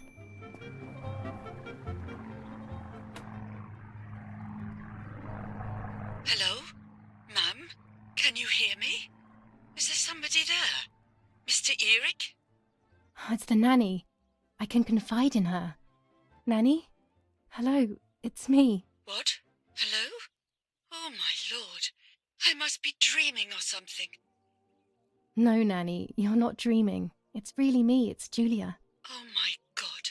Giulia, my little sparrow. How wonderful. Sorry, but I thought you were dead. I saw you lying there dead. This brings me so much joy that... Actually, you must explain to me, my little sparrow. What is happening? I told Nanny everything that had happened. She was sad for Martha, of course, but very happy at the same time. I was the one she had a special bond with. I explained to her that I wanted to try and meet the White Lady, even if I knew it was a silly idea. But she didn't think I was a fool. Quite the opposite. She explained to me what I should do in an attempt to meet her. It was complicated. I noted everything down carefully in my diary. Who knows, maybe she did it only to keep me occupied, while deciding what to do with me and who to warn. I won't ever know, though, because that very same day, a bomb struck the villa and she died. They all died. We should have been in that house ourselves, but instead, poor Nanny. Bye, Nanny. I love you. Goodbye, my darling. I thought I'd lost you. Be careful, my little sparrow.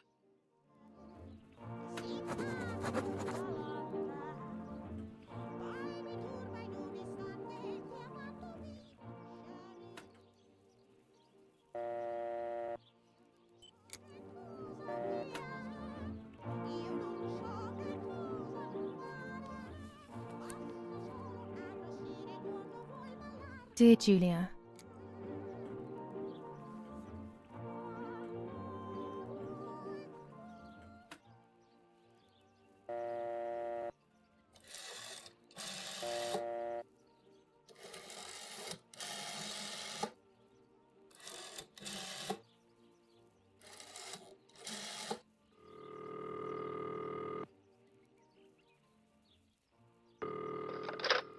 You've called this number. Damn, Lapo must be dead then. Rest in peace, fair comrade. yes, Lapo is dead. I am No, don't talk. We don't need to know who you are. By calling this number, it means Lapo wanted you to complete his work. A telephone cable near the house of German General Erich K. has to be cut. One goes to the house, but there's another cable we suspect is connected to a secret base. That is the one that has to be cut. If you see any German vehicles around, let us know immediately.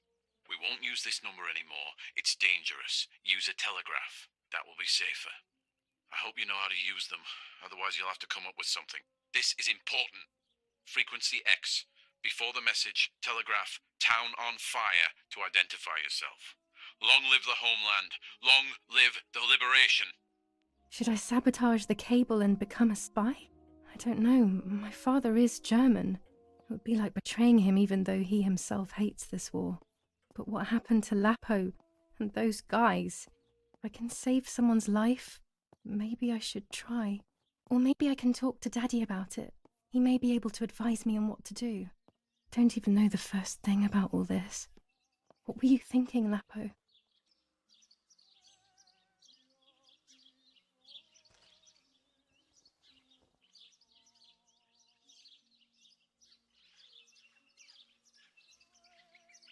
I decided to tell my father everything.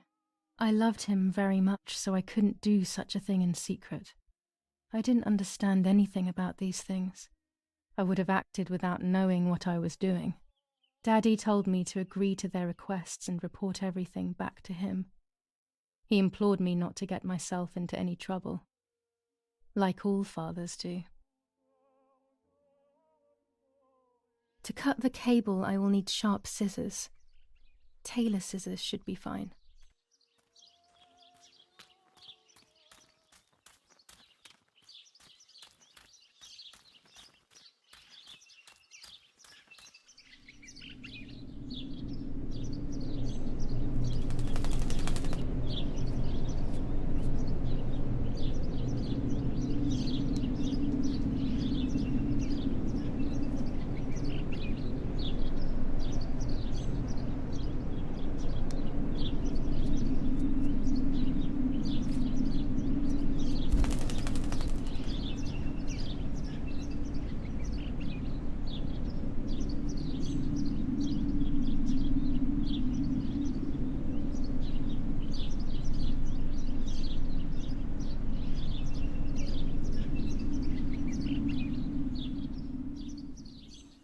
Poor little one. He's dead.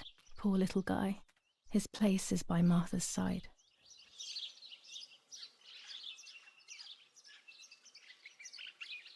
Nanny always calls me Little Sparrow. This is the part of me that died with Martha. It'll be safe next to her.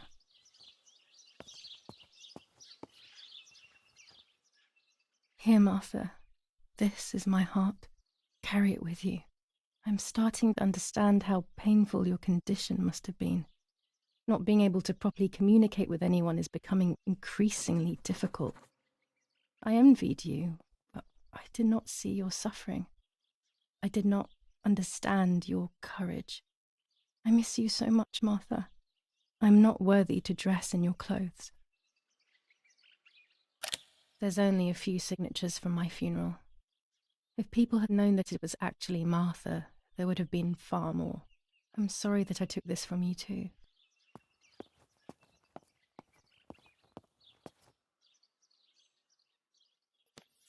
Commune of San Casciano, Province of Florence. Death certificate. From the Register of Death Certificates of this commune, number 174, part 3, series 12 of the year 1944.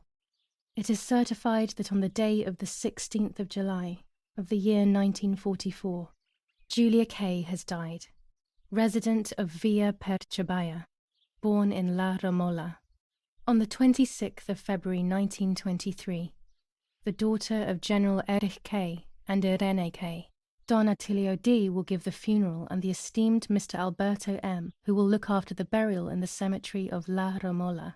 Telephone number 6537. The official state civil service. General Galeazzo T.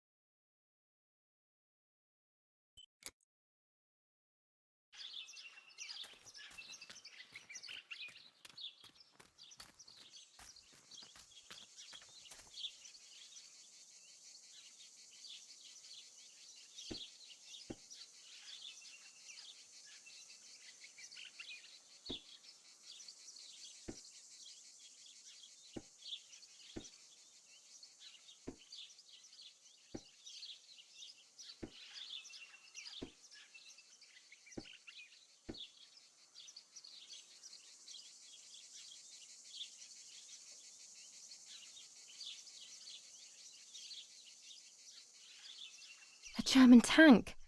I have to report its location via the telegraph hidden near the cowshed. Daddy probably asked for a garrison after all that has happened. I should report its location via telegraph. This wire heads towards the house and then keeps going, so it must be the right one.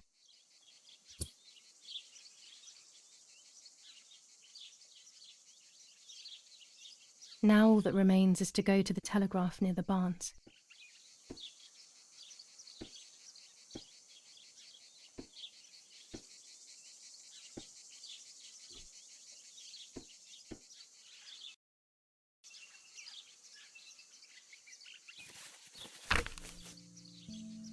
Now I know what must be done to meet the lady. Nanny has explained everything to me. I must try to meet her early in the morning when it is foggy, or all will have been in vain. That's what the legend says. This is what I need to do. 1. I must re-invoke her loss by putting her into contact with her lover. To do this, Nanny said to look for his grave in the woods, but there are so many. Daddy always said that infrared photos can see what the naked eye cannot. Maybe then they also see ghosts. There wouldn't be anything strange about that now, considering I'm trying to contact one after all. How crazy. 2. A part of me needs to enter her world. A lock of hair would work, so I'll need scissors to cut some off. 3. I will need an object that connects her world to mine. I don't know what to do for this yet. Hopefully something will come to mind when I least expect it. 4. To communicate with her, I will need to use my tarot cards. I will meet with the lady on the island where her lover was executed.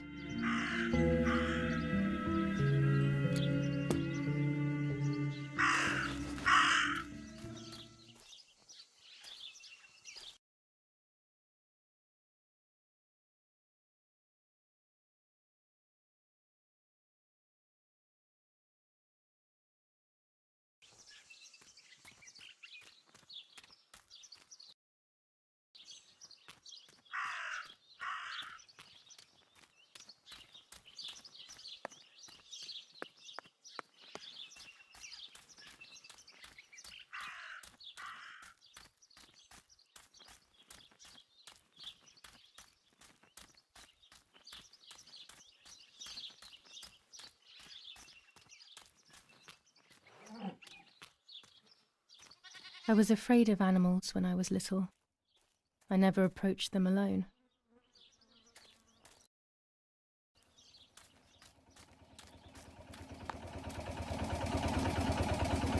The box is empty. The telegraph would have been installed nearby. The telegraph must be hidden in one of these feed bins.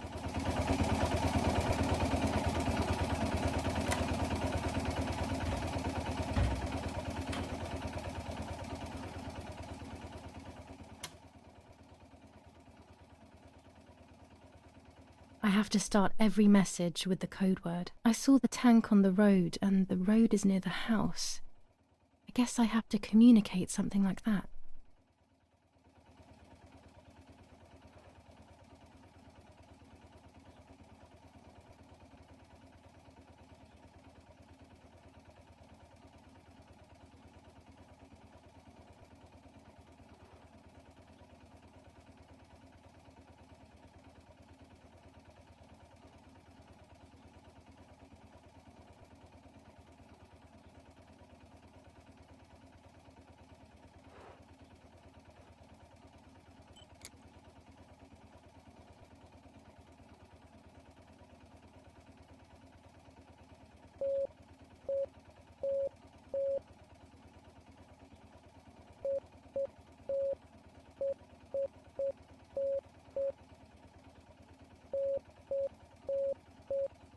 Damn it. I got the length of the sound wrong. I'll try this word again from the beginning.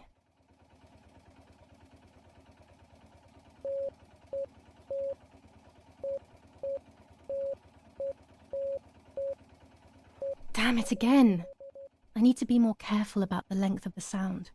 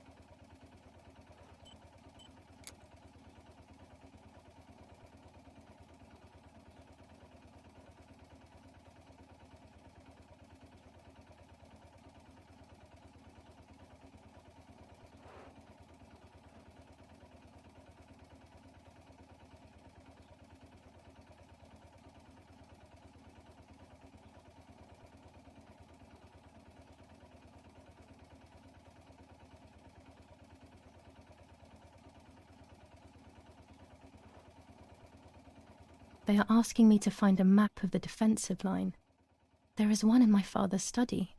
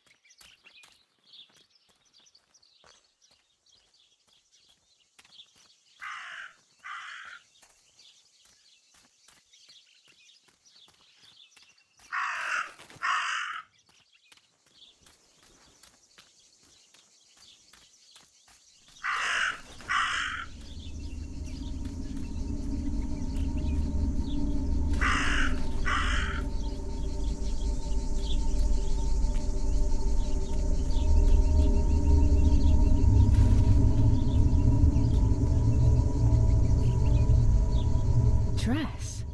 It's made from the same fabric I found a shred of next to the lake. In fact, it is torn. It must be my mother's. My goodness. I started to suspect that Mummy could have been involved in Martha's murder. Lost in these thoughts, hours passed, and I completely forgot about the funeral. When I realized it was evening, they were already carrying the coffin towards the cemetery. She never loved me, I knew that well, but I would never have believed that. Had it been her? I struggled to believe it, but it made so much sense. At the lake, she must have thought Martha was me because she was convinced that I was dead.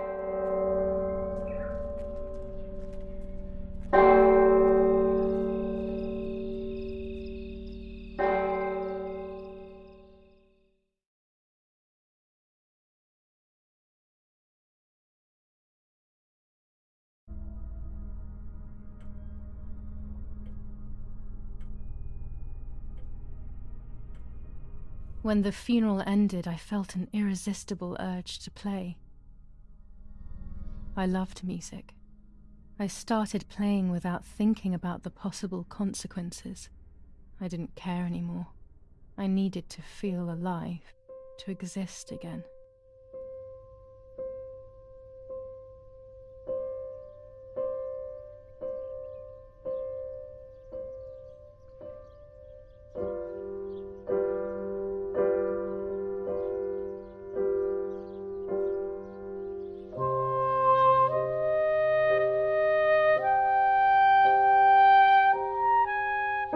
What's going on here?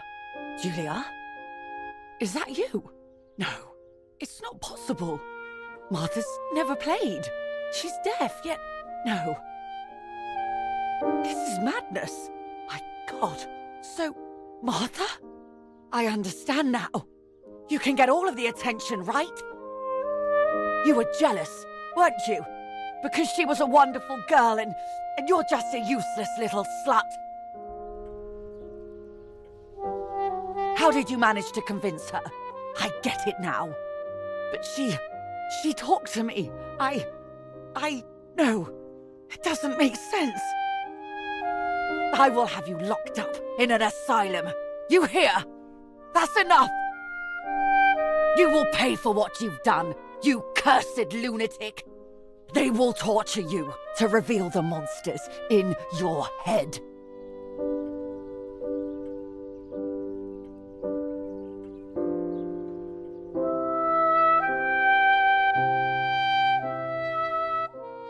Her words were as sharp as blades. I tried to tell her that it wasn't me. I showed her the photos I developed that proved my innocence. But she grew all the more angry, calling me crazy, and then she began to hit me with everything she had at hand. I closed my eyes as more darkness began to take over in me. Memories came flooding back. Not memories of actual past events, but more so of feelings. Feelings I had when I was little. They were scary. They were the fears of a little girl. Despite what had happened, I went walking in the woods early the next morning to meet the lady. The evening before, my father had tried desperately to console me. Talk to me, Giulia. You know I love you. I just want to understand what happened. I am happy you are alive. Even if we have lost Martha, your mother was just in shock. She didn't want to hurt you.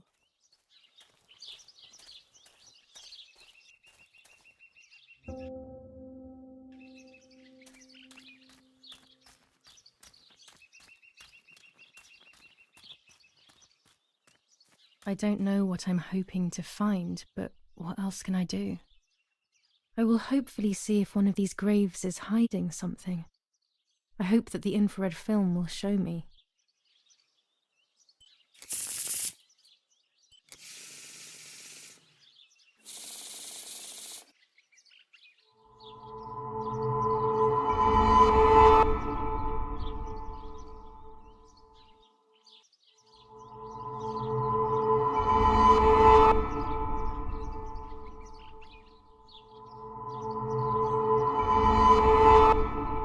I will succeed in the end. I'm going to enjoy what I deserve, but uncertainty and resistance to change are making my life very difficult.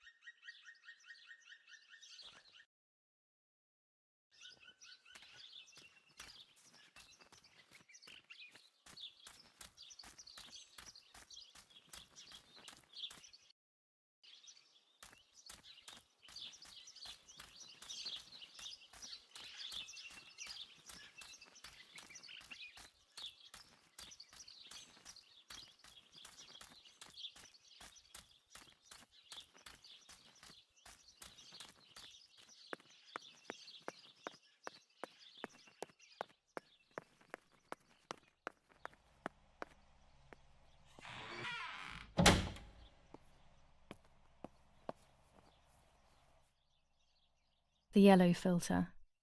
If it were to snow, it would be perfect. The green filter. Useful for landscapes.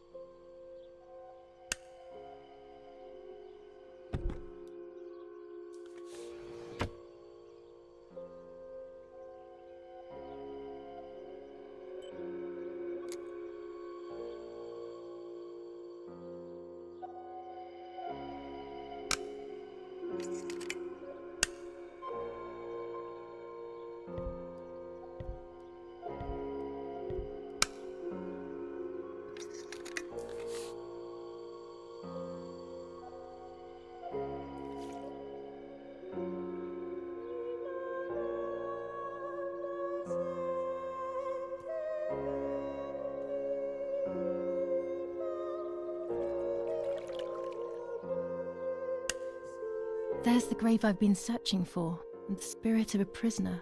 Just like the White Lady, he's trapped in this world, but they can no longer meet one another. Evil is separating them.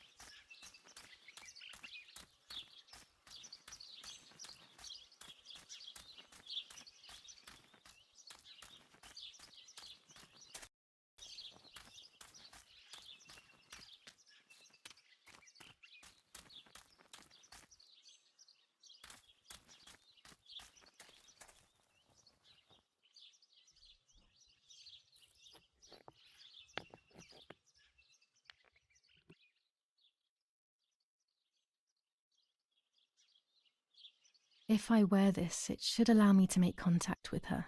With this object, she'll have to hear me, I have no doubt. I'm missing the element that connects my world to that of the White Lady.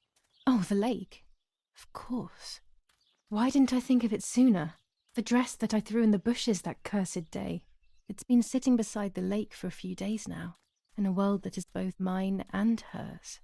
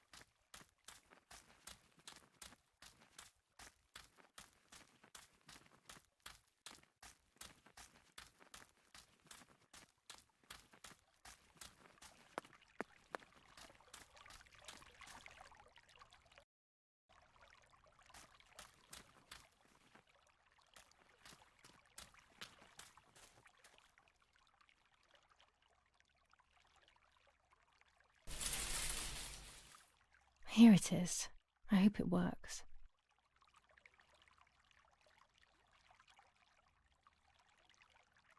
Now that I have everything I need to communicate with the lady, I can finally go to the island.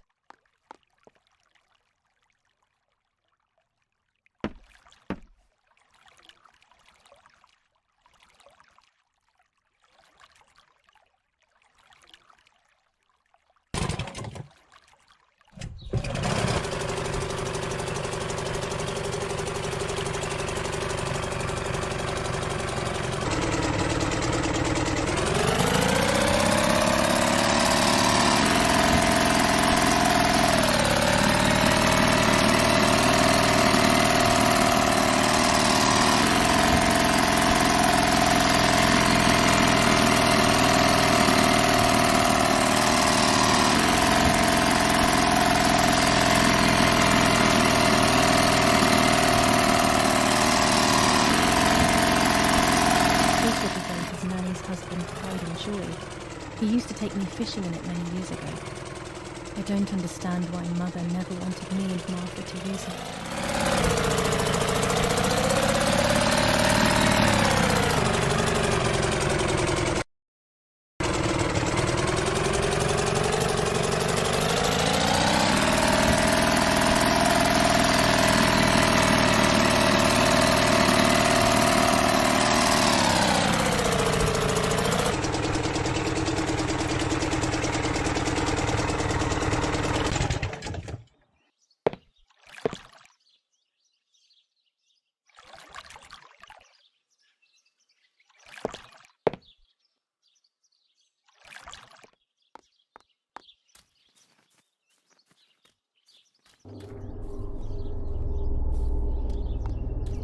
This is the tree the lover was hung from, according to the legend.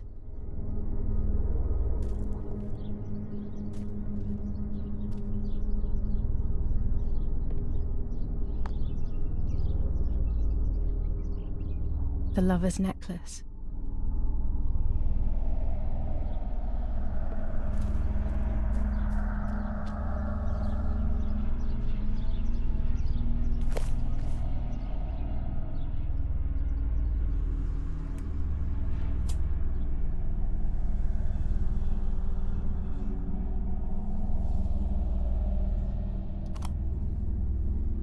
A roll of film. It's the one that I was taking out of the camera just before I discovered Martha's body. It should contain shots from before that moment. With a bit of luck, one of the shots has captured the moment of Martha's murder. I will then finally have an answer. Was it really Mummy? I will develop it as soon as I can, but now it's time to speak with the White Lady.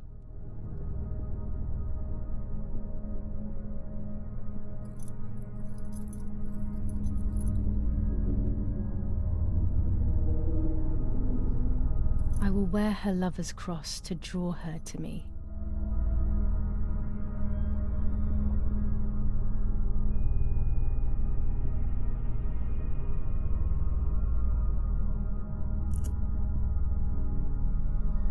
A lock of my hair to enter into her world.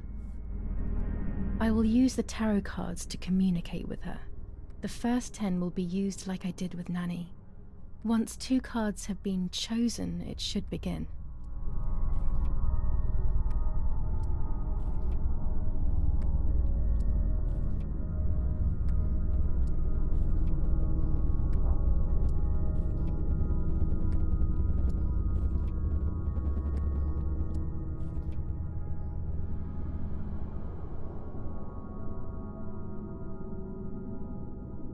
You camouflage yourself in the woods to approach me. You blend in with the water to make yourself known. You wish to communicate with me through the energy of symbols. You use my pain to summon me. You are very bold. You call upon me for knowledge that I do not possess. For answers I do not have. I am only a vessel, like water, like air, a vessel to move and breathe. It worked. Now I need to choose 2 cards. Here we go.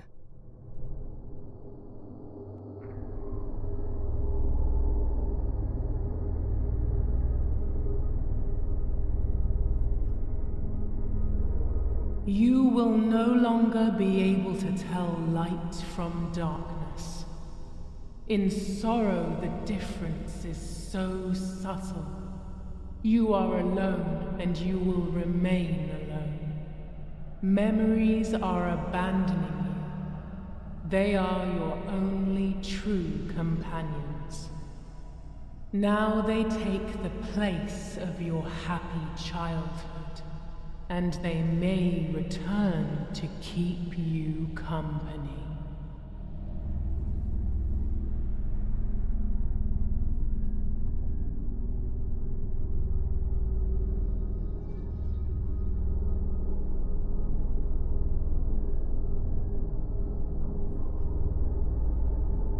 The daughter, the house, the mother.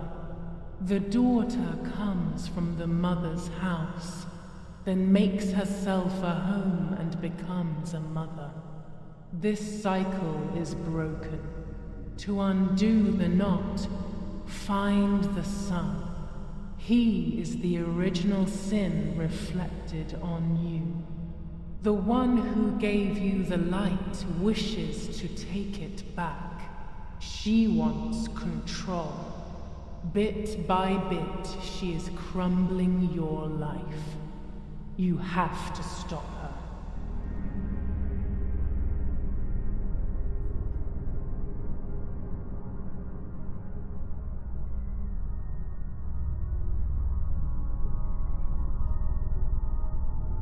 I can sense that you want to know who did it, but I do not have the answer. You must find it yourself. Do not ever try to enter through the front door if you wish to reach the heart. Your twin sister might have the answer you are looking for. Even after death, we leave traces of ourselves, don't we? Everything is indefinite if you look at the essence of things.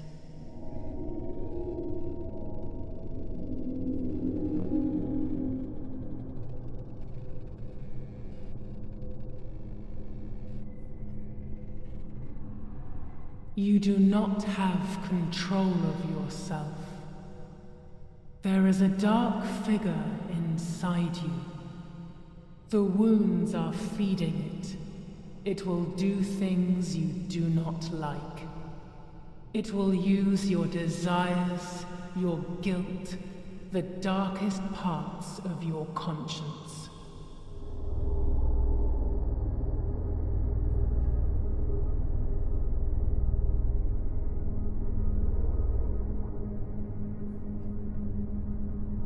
Part of our soul embraces the people we love. It is then torn away from us when these people disappear. The wound is deep and it cannot heal. Faith vacillates. Death causes fear. But the church is a safe place. It is home and mother to its children. Faith is the light. Do not lose it. Finding it again is almost impossible. I lost it in sorrow, and without time, I am lost in the dark.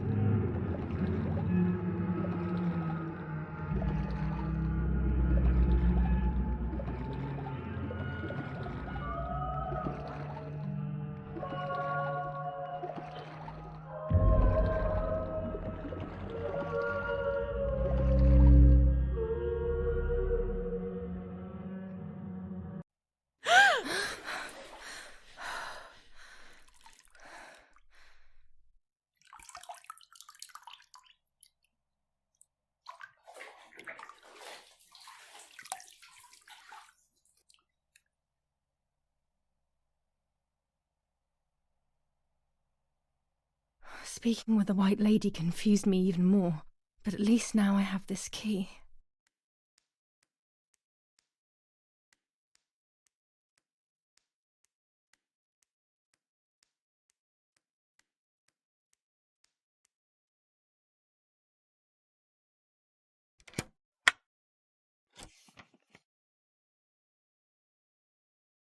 July 16th.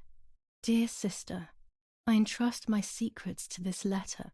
If you are reading it, things have gone as I thought they might, and I am no longer there with you. First of all, I am not deaf, and I never was. Mother scared me when we were little, so I decided not to speak or listen anymore. It worked.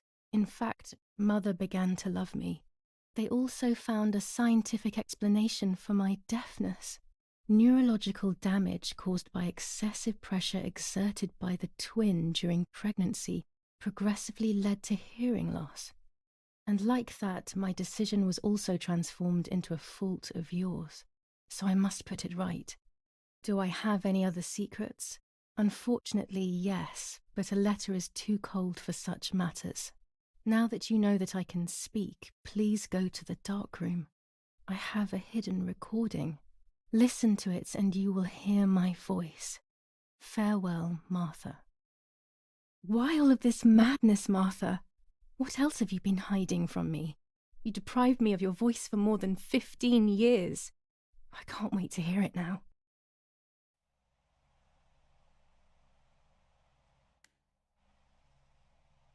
There is nothing here.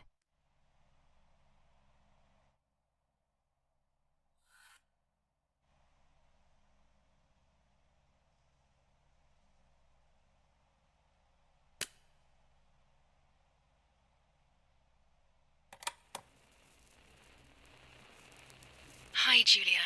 I know that this will seem absurd, but this is me and this is my voice. We are equals in this sense, too. Well, it's obvious, really. I've basically always spoken, and you were my voice.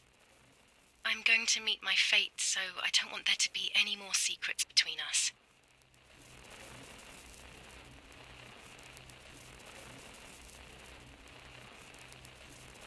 I have to tell you that I'm pregnant, Giulia. I'm pregnant with Lapo's baby. We had sex, and I never had the courage to tell you. I was so afraid of hurting you. I'm so ashamed. And now, how can I ever bring this child into the world? The baby is starting to show. Could you tell?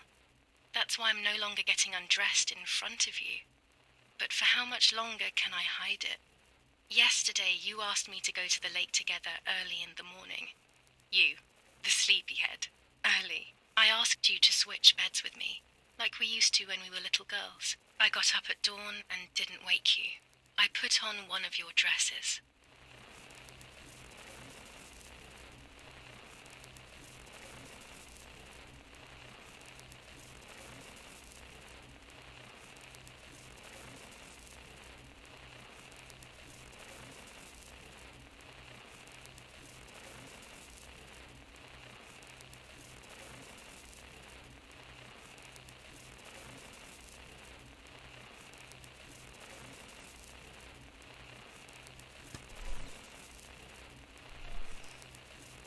I wrote a card to Mother telling her that it was you who was pregnant, not me, and to come and see at the lake. I left it on the desk in her room.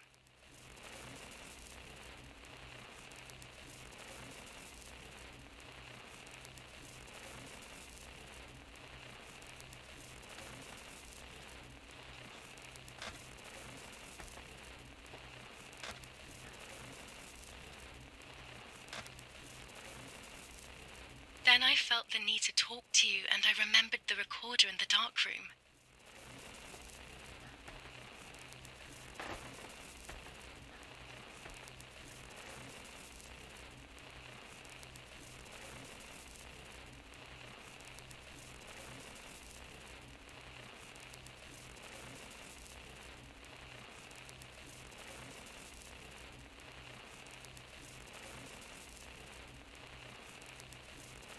I will go to the lake alone and act as you. I will tell her everything you never had the courage to tell her. I will be your voice. I know how much she's made you suffer over the years. Unlike you, I remember all of the harm she has done to you, and it is my fault. Take my place, sister. You will live a better life, and I will be able to rest in peace, knowing that I at least tried to put right what I have done wrong. I will go now. My last memory will be the image of you sleeping peacefully. Hi, Giulia. I was upset, unbelievably upset. July 16th, that cursed day. Martha didn't wake me up.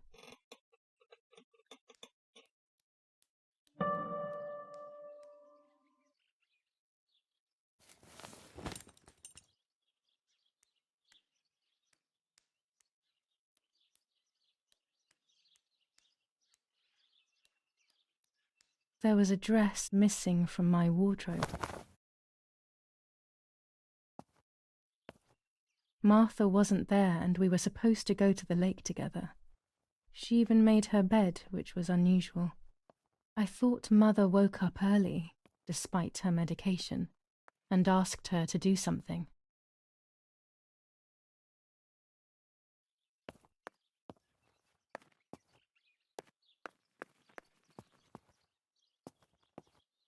It was late. Martha hadn't woken me up as we had agreed, and I always overslept. I simply decided to go out and take the photographs by myself without Martha.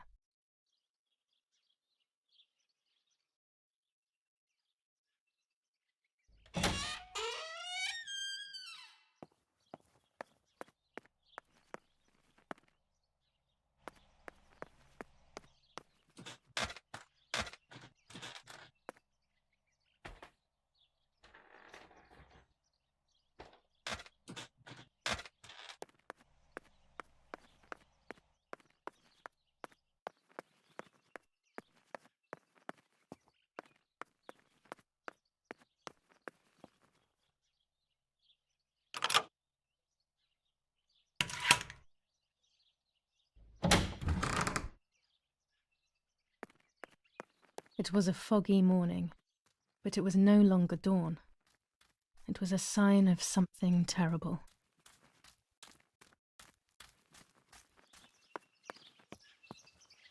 My mother had killed her beloved Martha with her own hands. I had then taken her place, usurping the throne of her affection. She would have never forgiven me. I had real reason to be afraid.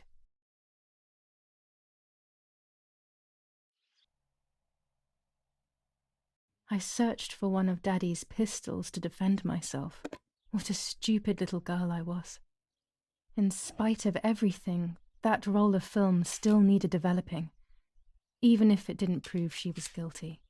I also wanted to search for proof of Martha's pregnancy.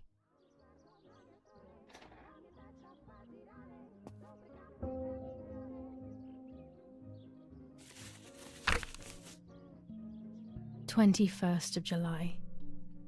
Lapo is dead. They shot me in the back when I discovered his body. I thought I had hit rock bottom. These are soulless, empty days. After so many awful events, I finally managed to meet the White Lady, or so I believe. The line between reality and dreams is becoming less and less clear to me. I thought a lot about her words, but they didn't shed any light on my assumptions. They kept ringing in my mind. Maybe I will understand when the time comes. Now I know for certain that it was Mummy who killed Martha, when she thought that she was me. Only a week ago, all of this would have seemed impossible. I just need to find the proof, so she can pay for what she has done.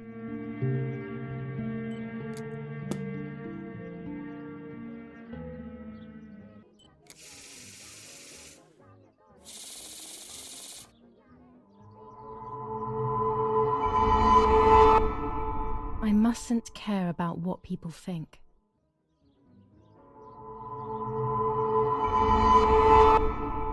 Or fear will prevent me from facing the music.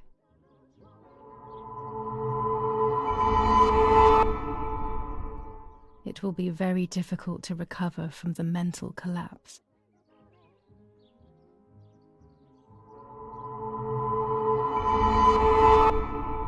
Destiny is inevitable. The end waits for us.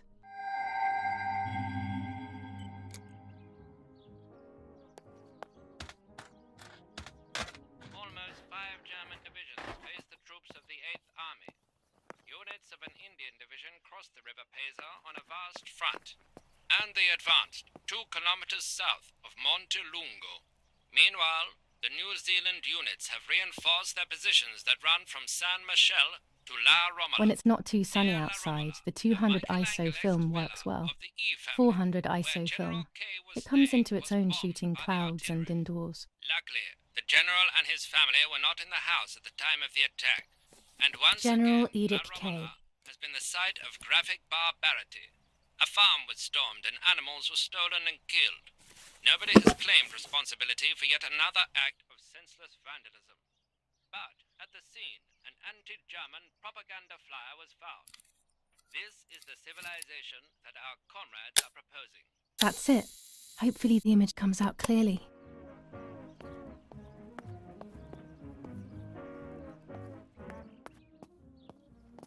Telegram. I'll leave it in the letterbox. Have a good day. Another telegram of condolence. Isn't it a bit late?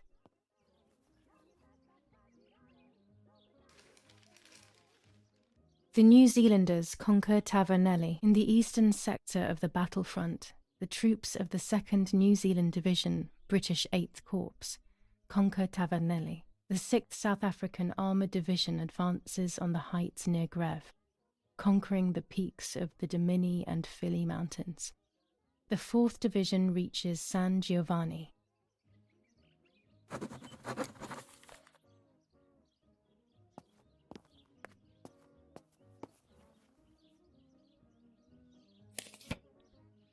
Dear Mrs. Irene K., following your call, we have received a telegram from Dr. D.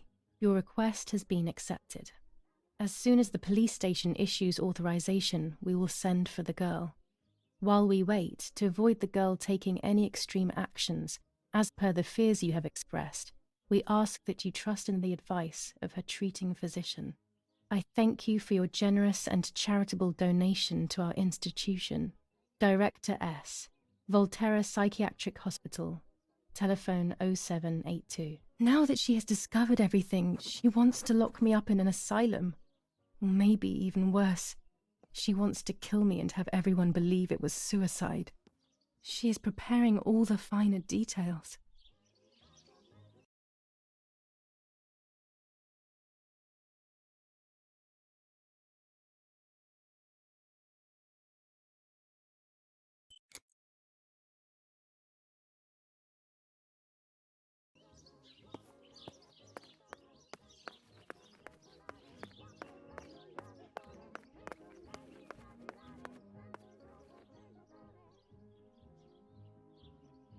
Go to the dark room now.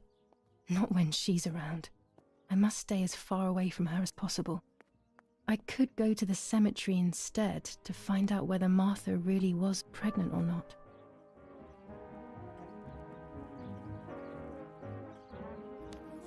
Commune of San Casciano, Province of Florence.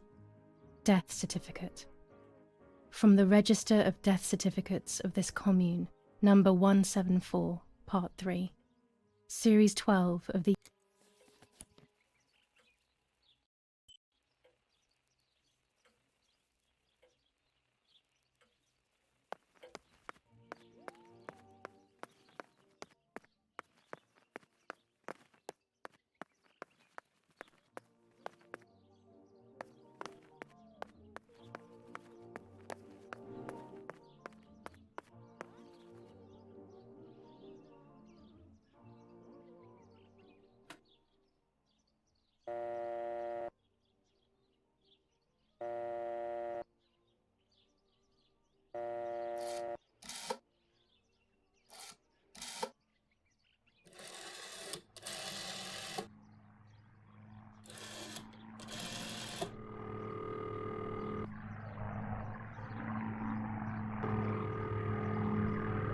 I have no reason to call Daddy's command.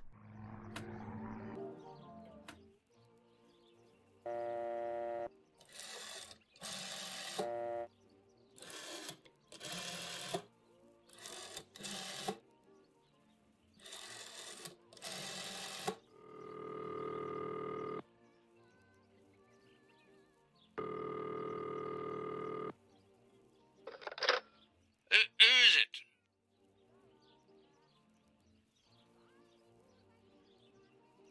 Hello, it's Irene K. Yeah? Yeah, and what do you want from me? I'm sorry to disturb you. I just wanted to know if I can come over to see you later today or tomorrow. Of course not. Do not come looking for me anymore. Stop bothering me, you bitch. He must be going crazy. I don't believe for 1 second that Mummy would let him treat her this way. Sheer madness.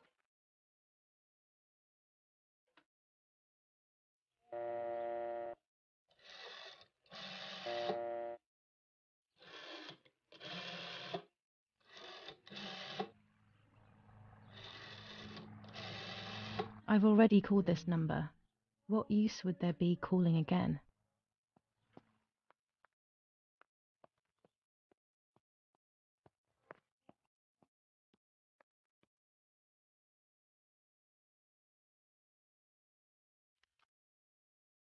Here's the bicycle pump.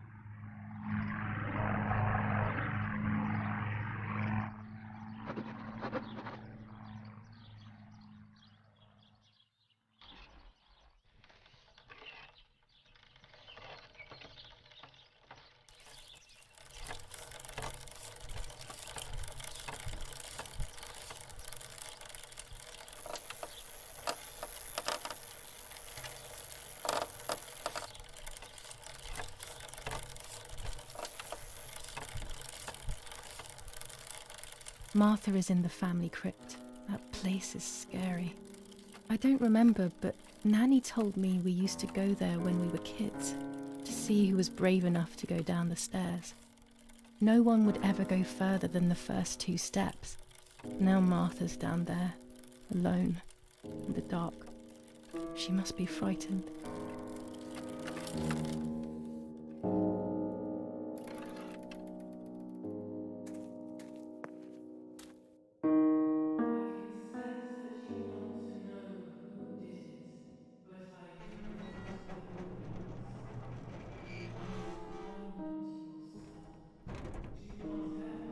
The crypt is here. Not now. Let's hope the caretaker isn't around. That man gives me the creeps. Even after death, we leave traces of ourselves, don't we? Everything is indefinite if you look at the essence of things.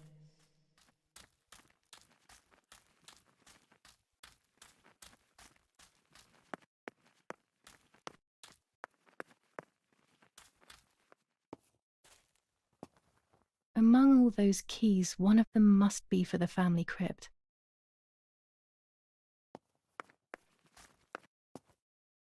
This door is locked, but I must get in. Maybe I can find something around here to break the lock.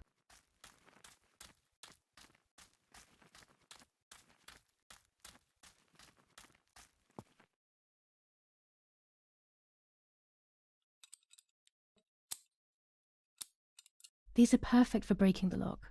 I should hurry before the caretaker comes back.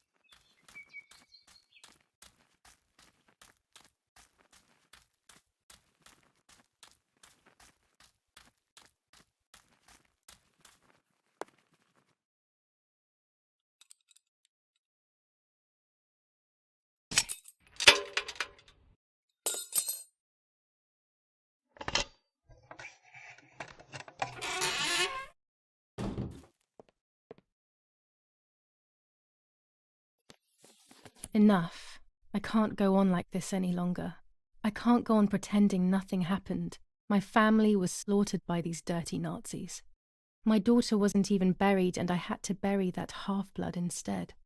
An Italian family that got cozy with the dirty Germans.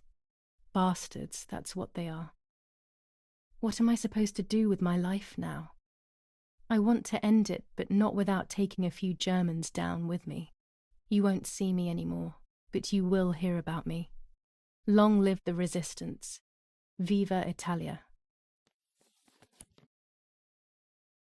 Instructions for the automatic telephone machine. For example, if you wish to call the number 0573, pick up the telephone from the hook and bring the receiver to your ear. You will hear a continuous tone. Firstly, place your index finger in the hole displaying the number 0. Turn the disc clockwise until it stops. Let the disc return freely to its resting position. Repeat the same steps for the numbers 573.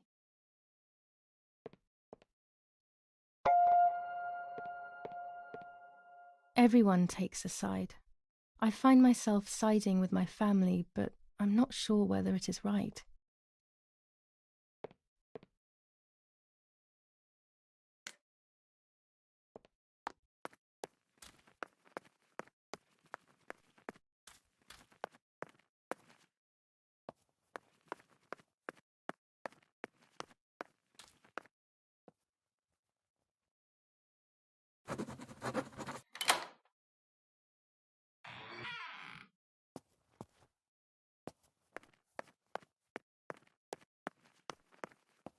I can see why we were scared as children. It's a rather gloomy place.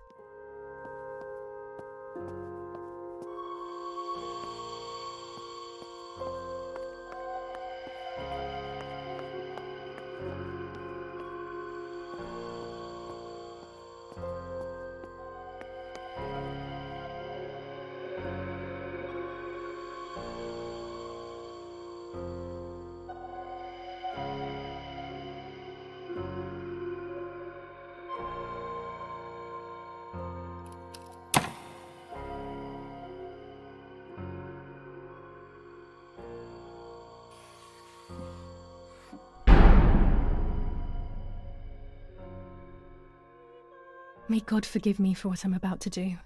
I also pray that you, Martha, will forgive me.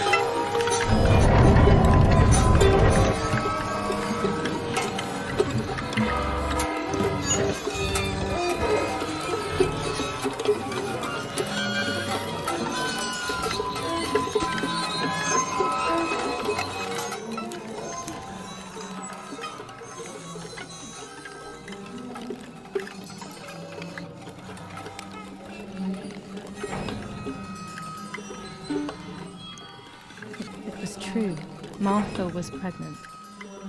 Pregnant with a deformed fetus with 2 heads. Twins again. They always said that it ran in the family. I was all the more shocked. I was doing things that I had never done before. I do not know what force was moving me. I became unstoppable. I decided to photograph the horror as evidence to show my mother and to everyone. Who knows why?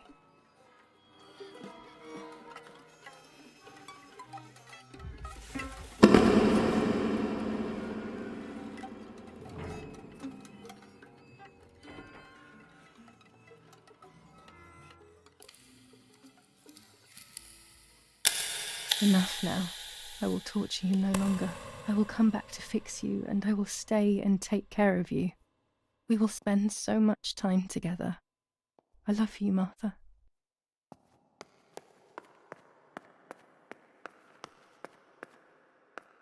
Doctor, I must thank you for your help. I wouldn't know what to do without you. Even our own dear Donatello seems to not understand the situation. Irene, please. Consider the idea of leaving Italy as your husband suggested. It would be better for everyone, especially for the girl. I fear that nothing will make her better. Her father doesn't want to accept it. I believe that hope is long gone. I agree, but in Germany there are better treatments in specialized clinics. The asylum is a temporary solution, just to ensure that she doesn't do anything foolish. But it's a nightmarish place. You know that all too well. You cannot possibly want this for your daughter. Of course I don't. But what can I do? She is a danger to herself, to us, to everyone. One of Eric's guns has also disappeared. She must have taken it. Who else could it have been? I am so scared, Doctor. I cannot wait any longer. Also, you know what they think of Italians in Germany, don't you? But you would be with Eric, an esteemed general. Everyone will respect you. That cursed girl. Where could she be? Let's hope she doesn't play any more foolish stunts. I'll wait for her here, in the cellar. Sooner or later, she'll go to the dark room. That's for sure. I would gladly stay and keep an eye on her. But I must rush to town to organize the last few things for her hospitalization. Thank you, Doctor. Don't worry. We'll see you later.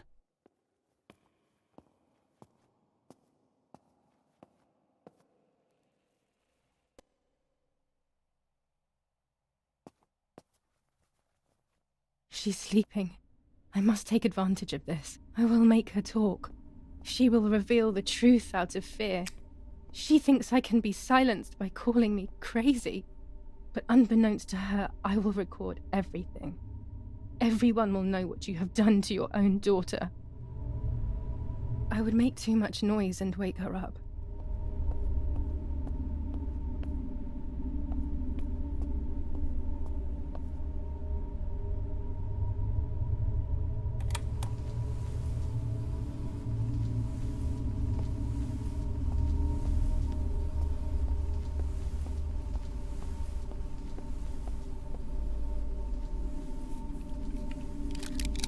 Now I will wake her up and she will confess. You can bet on it.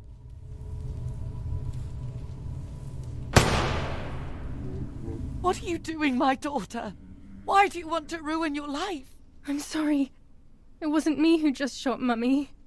It wasn't me.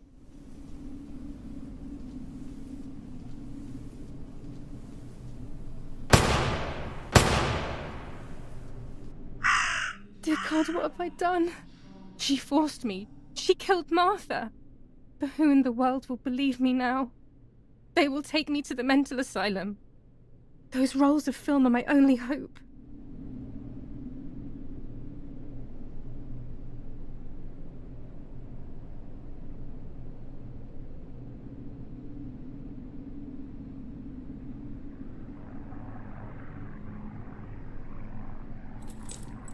So that's who had the keys to my childhood bedroom. I could have guessed.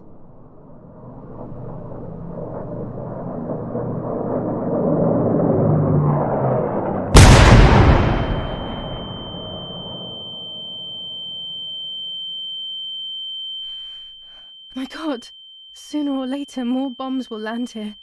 Then everything will come to an end. Damn, the power is out. It's impossible to develop that roll of film now.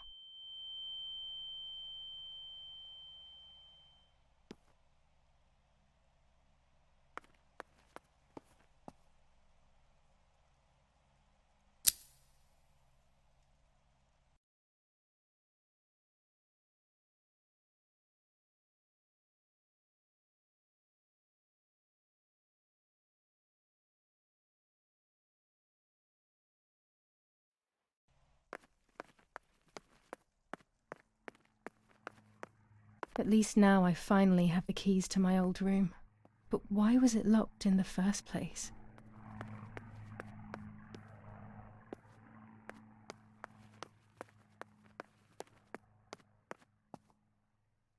Finally, I can enter my room.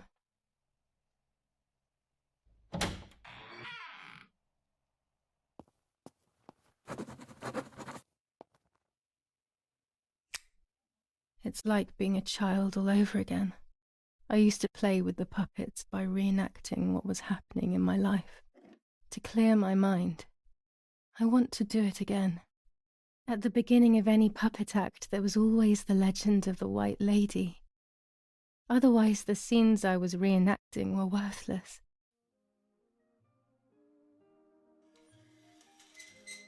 According to an ancient legend, the lakes of the area are haunted by the spirit of a young woman who was killed by the man she loved. A lover's nightly tryst by the lake. So much hope and desire, but death, not love, was awaiting her.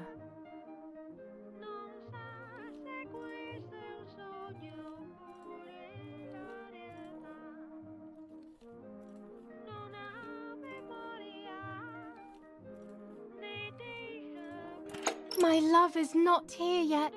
I'll wait. Ah, what a beautiful moon tonight.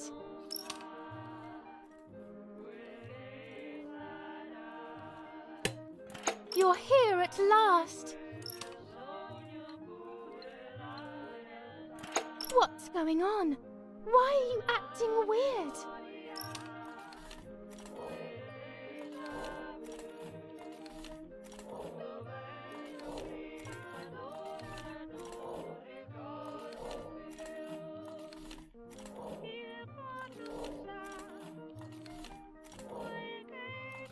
I know you kissed another.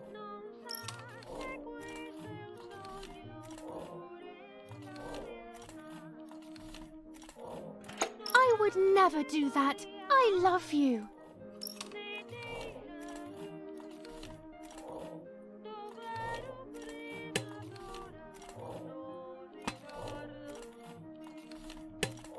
I love you too much. The thought of you with another drives me insane. That's why you have to die.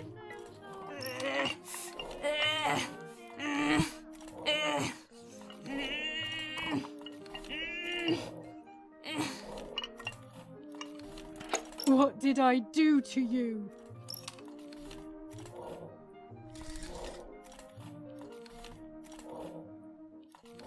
In despair, the man confessed he had killed her out of jealousy.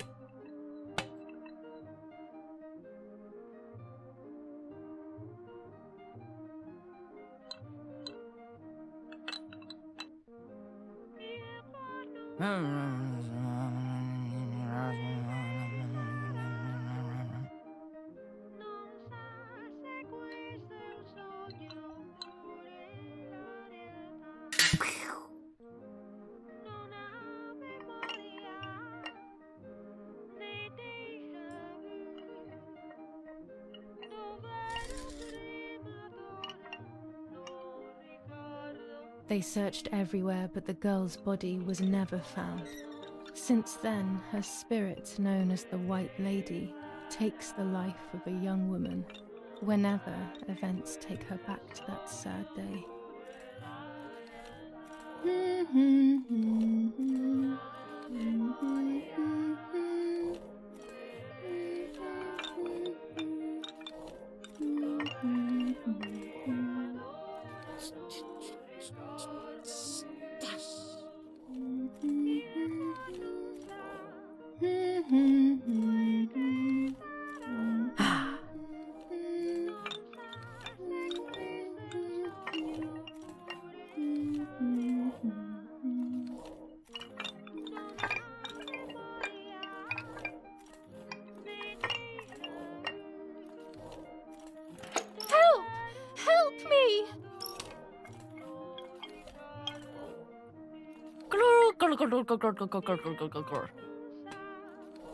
Now I can begin.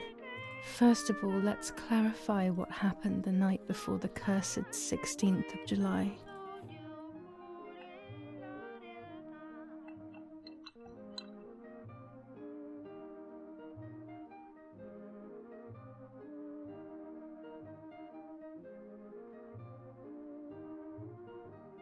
Do you want to come with me to the lake tomorrow?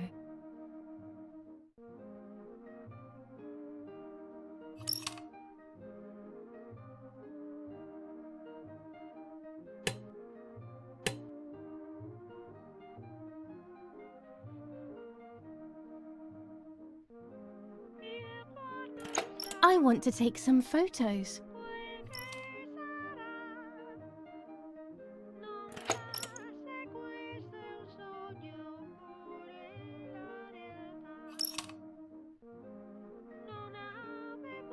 Let's go at dawn. Mummy sleeps heavily anyway. You know she's been taking that medicine.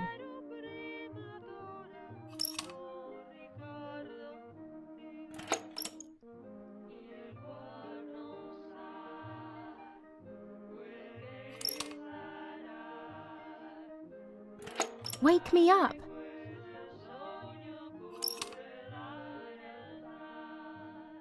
Did you see Lapo yesterday?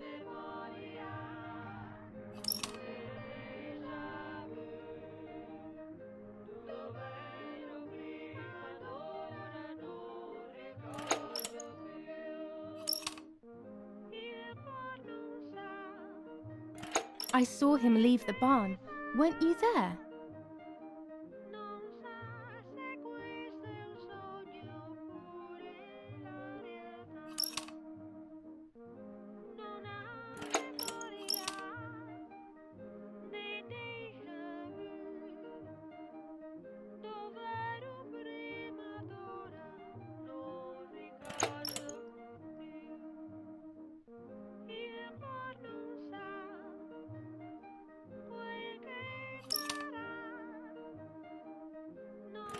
Sure, great idea.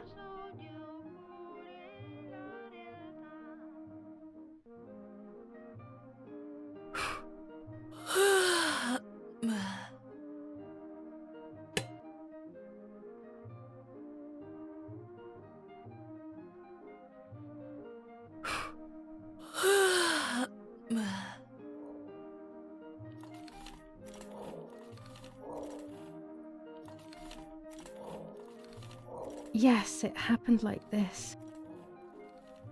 Then in the morning, Martha went to the lake pretending to be me to show her pregnancy.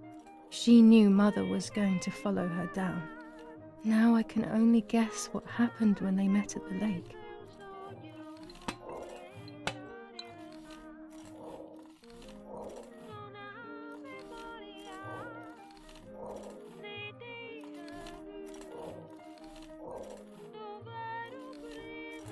Hello, Mummy.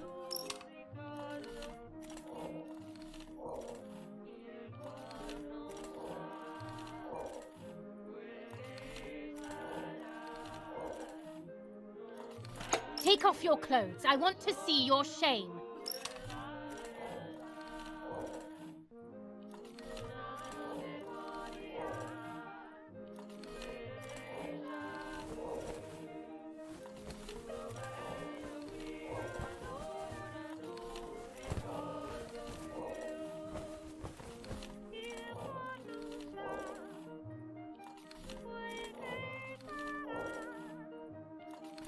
So you are pregnant. Your sister was right.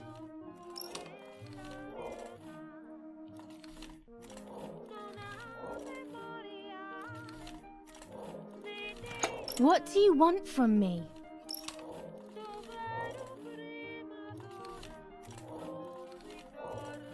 How dare you talk to me like that?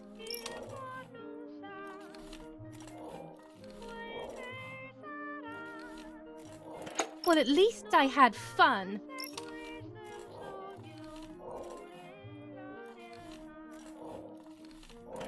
I'll punish you for this, whore.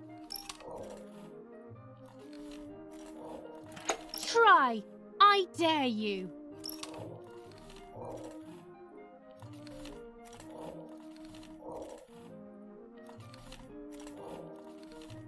Dum! Dung! Dung! Dung! Dung!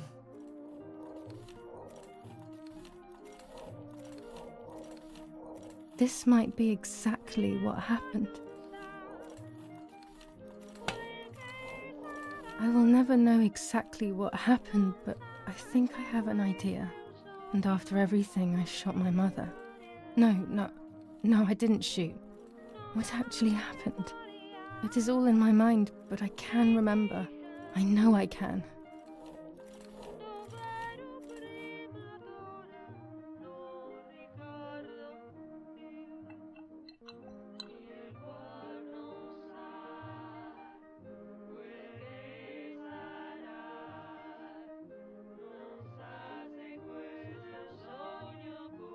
The little arm.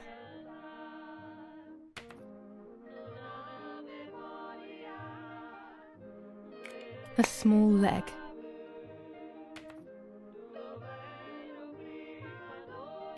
And another little arm.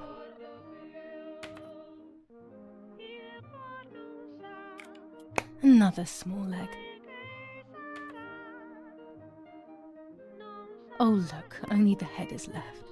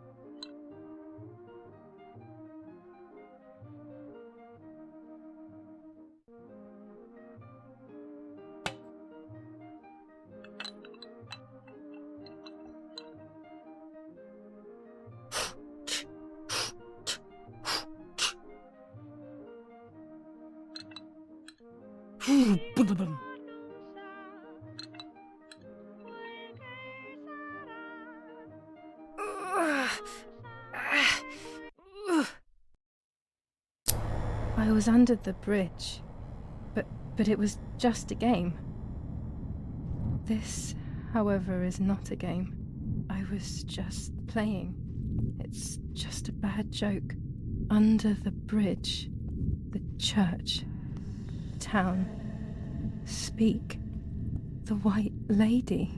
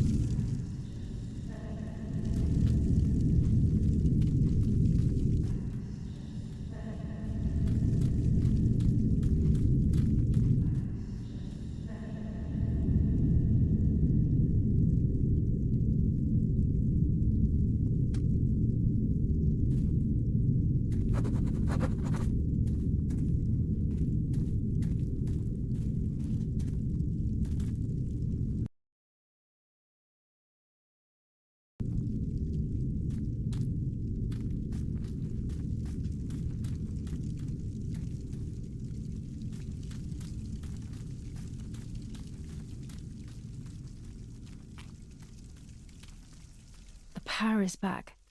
Now I can develop the role and hopefully have my questions answered.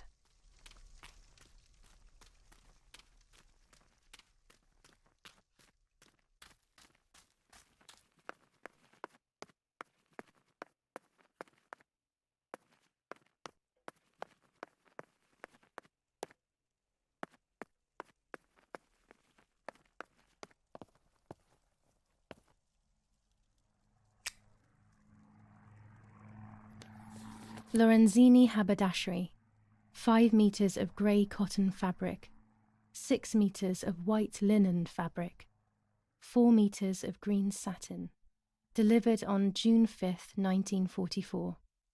In the event of an issue, contact us on the number 6987. And this red fabric? It's not been mentioned. Could this also be one of Mummy's, or could the nanny have left it here?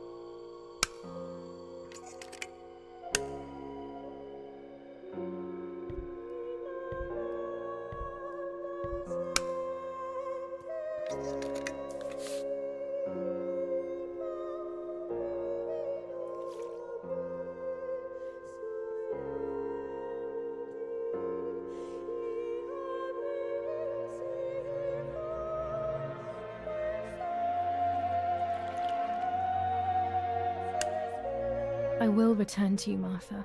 Together we will sort out everything. Just you and I.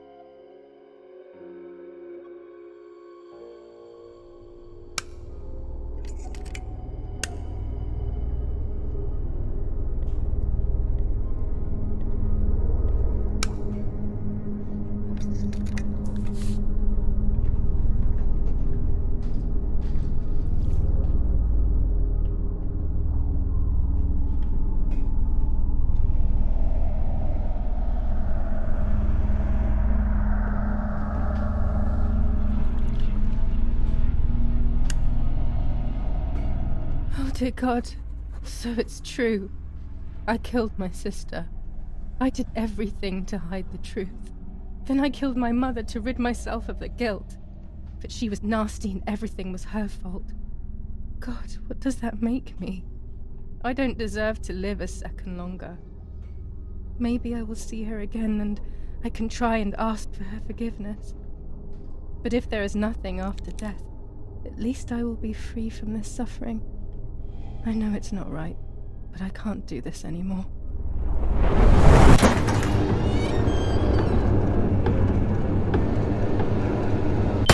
I fired instinctively at that soldier, hitting him right in the head, but it was not a good idea. He obviously didn't come alone. When the others came in, I closed my eyes. I heard a lot of commotion and then felt a sharp pain in the stomach. They were kicking me while another tried in vain to convince himself that the soldier on the ground was still alive. They hit me in the ribs, the back, and the stomach. I couldn't breathe, and at the same time I felt the need to vomit. They were ordered to put me on a seat. They bound me up so tightly that I couldn't feel my hands or feet. On the seat next to me was my father. He was breathing, but he appeared to be unconscious. The guy in charge started asking me questions. He kept hitting me in the face and head with some kind of short cane. It was so violent I thought my skull would crack open. All I could taste in my mouth was blood and broken teeth. I ran my tongue across my teeth. thinking to myself that I'd never be able to smile again. A frivolous thought, perhaps, but a painful one nonetheless. Part of my top lip was cut open and was hanging down. I foolishly tried to put it back in place using my tongue and lower lip. I threw up. They forced me to confess that my father had been carrying out all kinds of activity within the German army. Of course, I didn't know anything about it, so I tried to explain. But those punches... I would have done whatever it took to stop them. Whatever it took. Just after I told them what they wanted to hear, the general said, "All it took were 2 slaps and you sold out your father, you German whore." Then he ordered my father to be executed. It took less than a moment. He didn't even move. He pointed to one of the soldiers and then he pointed to me. My time had come. They all left except for the soldier who had the unpleasant task of finishing me off. I wanted to die, but not like that. Terror engulfed me. I could almost hear the sound of my body evacuating. I had the gun pointed to my forehead. I couldn't look at his face. I stank. I felt indecent. Then he moved the gun on purpose and shot without hitting me. He had taken pity on me. It must have been my fate not to die. He quickly cut the ropes and pushed me to the ground, saying out loud, "It's done. The German whore has been dealt with." I was left motionless on the ground. He left, and I fainted again.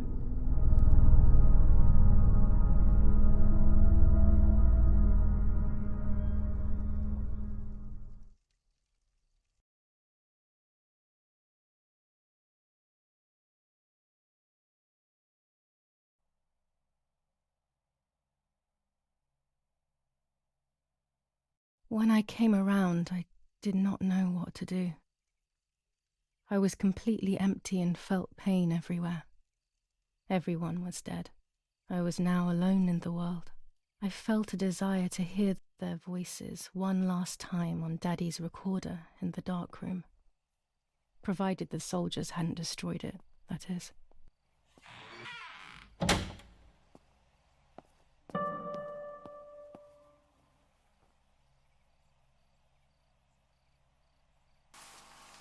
Now I will wake her up and she will confess. You can bet on it. What are you doing with your father's gun? It's dangerous. Stop it. Talk. Tell me everything now. Tell me what you have done. Okay. Calm down. I will tell you everything. I found that strange note when I woke up, and I immediately realized that something was wrong. Something was up with you, aside from your usual quirks. I came to check, but you weren't in your bedroom. You had spoken about the lake, and I got worried, so I called your father, and we went to see what was going on. We found you sitting in your underwear at the side of the lake. You kept saying that nothing had happened, and you kept repeating things like that. I hugged you to try and make you feel better, but you did not speak again for days. What is happening to you? You should tell me what's going on. I'm not going to that loony bin. I would never have wanted this, but I'm afraid you will harm yourself further. You were really hurting yourself in front of the piano that night. What else could we do? You killed my sister and now you're afraid because I found out. So you're making up stories, aren't you? But I'm not falling for it this time. What are you saying? Your sister? Please, no. I was not well. I didn't know what I was saying. So many years have passed. You were little then. I thought everyone had forgotten that nonsense. Shut up! Don't speak. Don't say anything else. What are you doing, my daughter? Why do you want to ruin your life? I'm sorry. It wasn't me who just shot Mummy. It wasn't me. I didn't know who I was anymore. Everything had fallen apart. I was afraid of myself. My God, it was terrible. I had always been convinced that I was too good for myself, but then I had become my own enemy. I was the danger. What should I have done? I thought about the puppet theatre in my old room. There I could find something in myself, perhaps.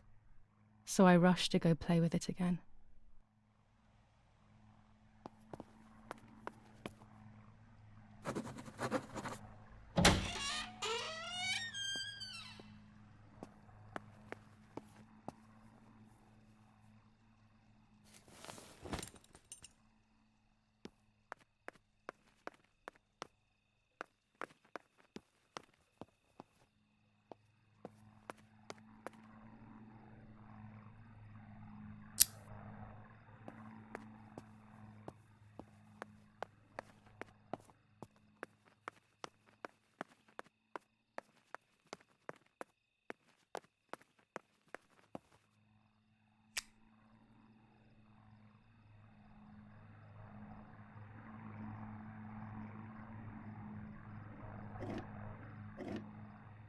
Mummy nearly died giving birth to me.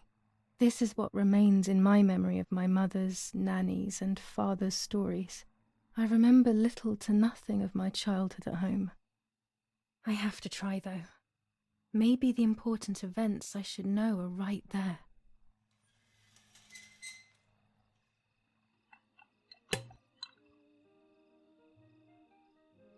How are you, madam? I feel a sharp pain. Do you need anything? I can feel it. The time has come.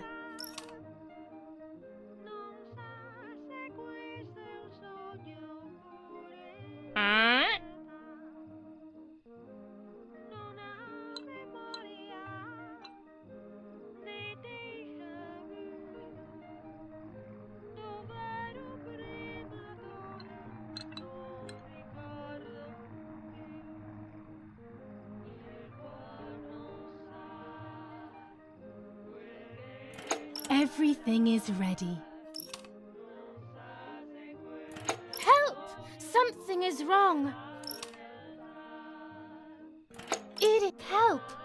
Irene is not well.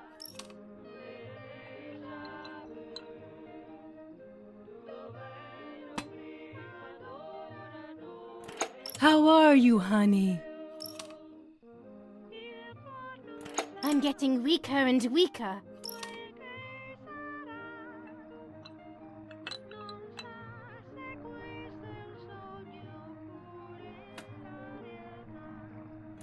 Doctor, hurry! Irena is sick!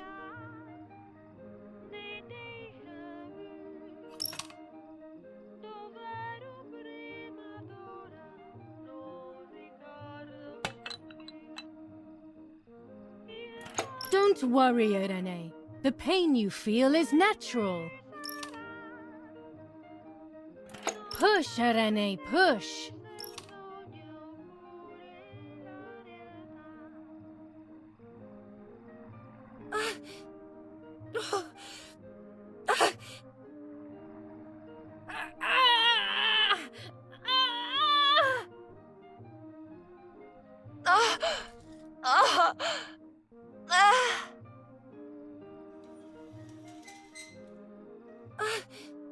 Push, Irene, push!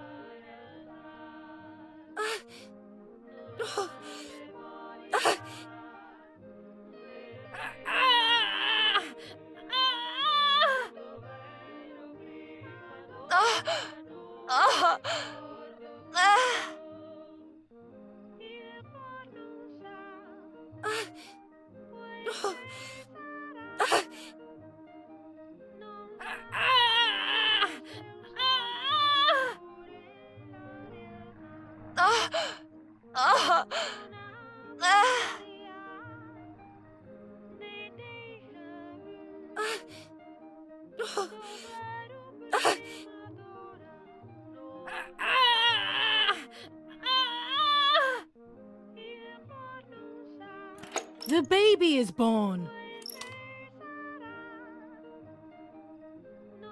I feel sick. I feel myself wasting away. It's going to be okay.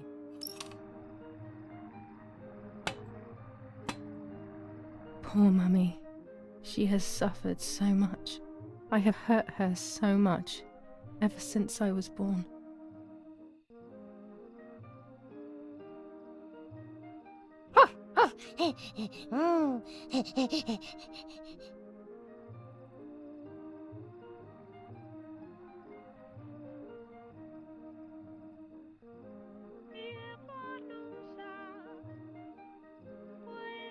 Mummy, I'm thirsty. You just had a drink.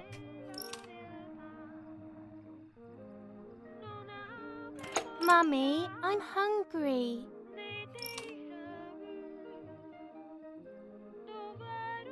It's not time to eat. Stop being a crybaby. Mummy, I'm sleepy. You can't sleep now. Mummy, I have to pee. That's enough! Go to your room!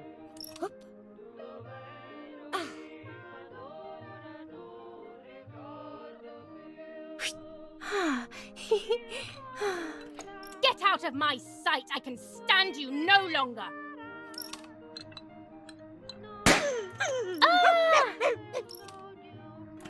How dare you! I will make you pay for that! My hands are not enough!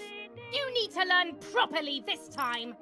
Sorry, it was an accident, Mummy. Please don't hit me.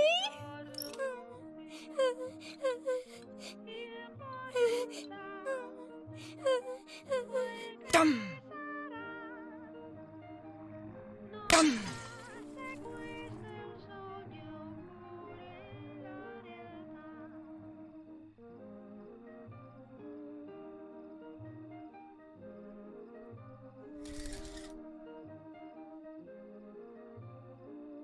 This is just a game. Is it only a game? I believe the White Lady said that my lost memories would return in the place of my happy childhood. This is the only place I have ever been truly happy. Are these my memories then? Is this actually my life?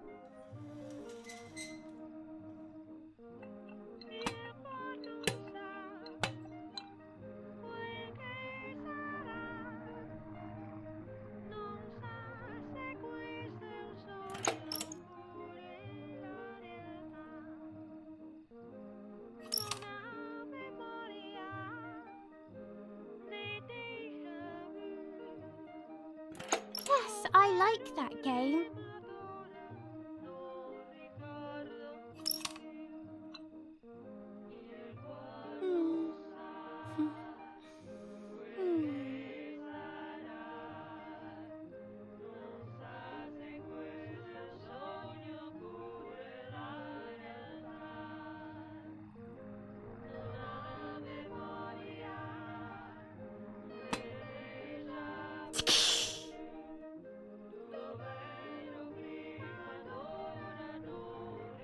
Sorry, Mummy. I didn't do it on purpose.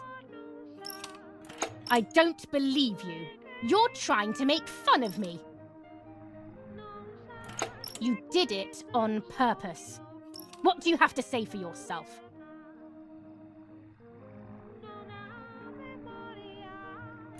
I'm angry with you. I will beat manners into you, you stupid little girl.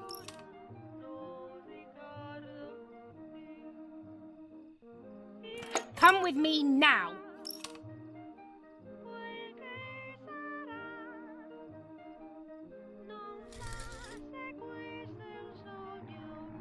Sorry, Mummy. I'm so sorry. Come with me. I will put you in your place, girl.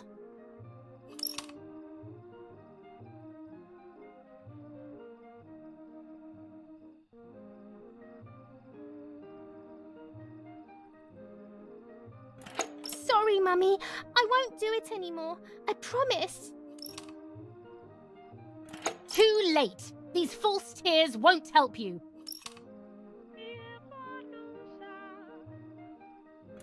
Stay still!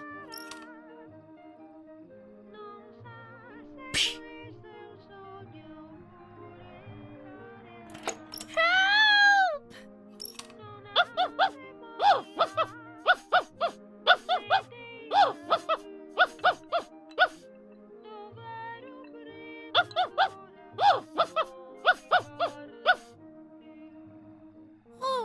Now I'll make you want to bark.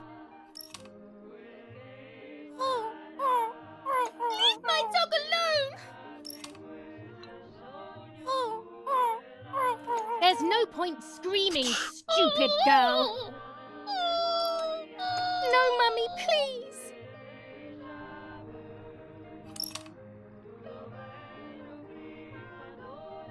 You're insane! Sure. Now I'll show you how insane I am.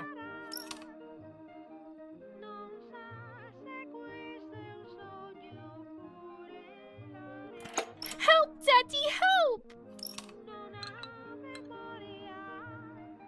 Screaming won't work. Your father is not here like usual.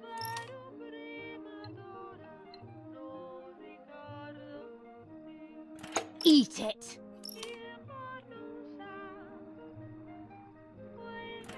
No!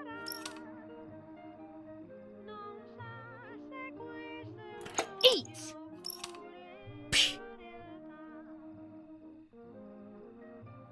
I won't eat him. I said eat!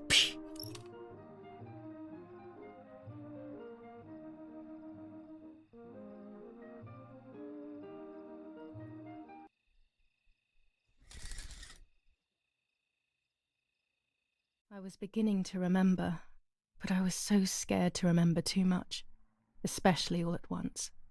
I didn't have time to guess exactly what happened. It was making me too upset. Pulling out those memories was like trying to pull out a tooth on your own. Almost impossible, and far too painful. The White Lady told me that the church is a safe place and home to its children. Don Attilio, my priest, I have to talk to him. I have to call him on the telephone.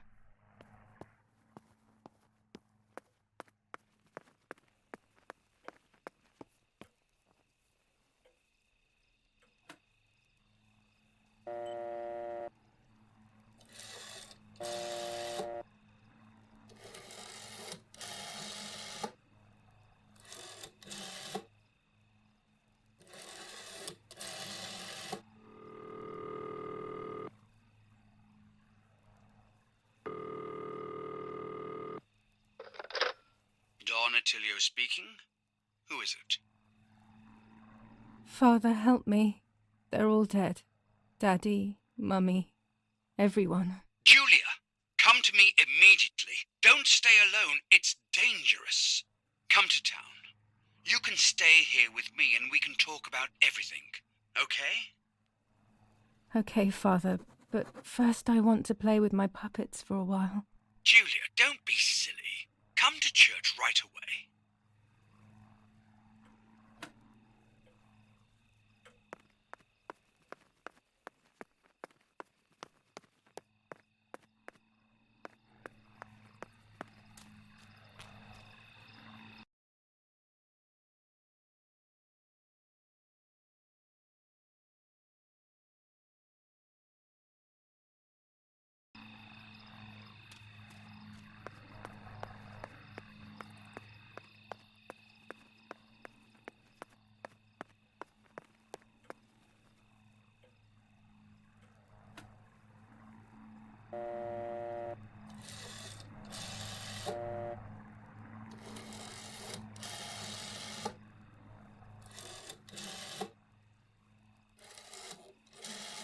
Not now.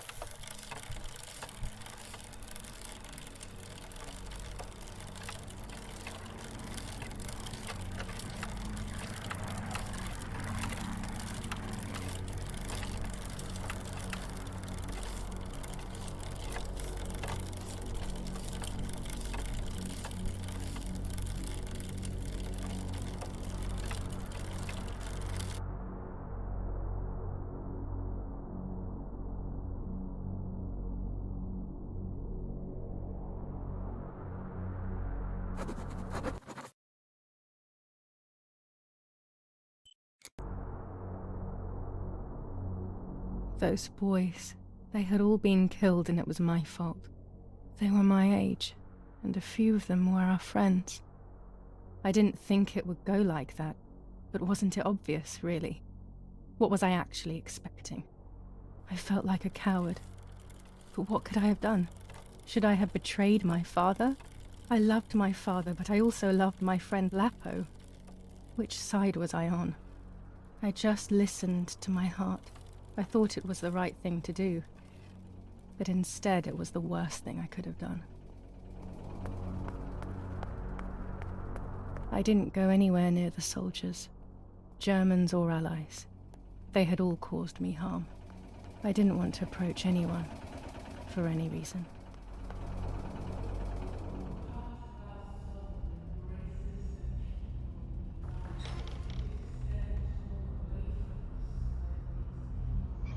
Once I crossed that threshold, I completely lost touch with reality. Everyone around me had died while I survived everything.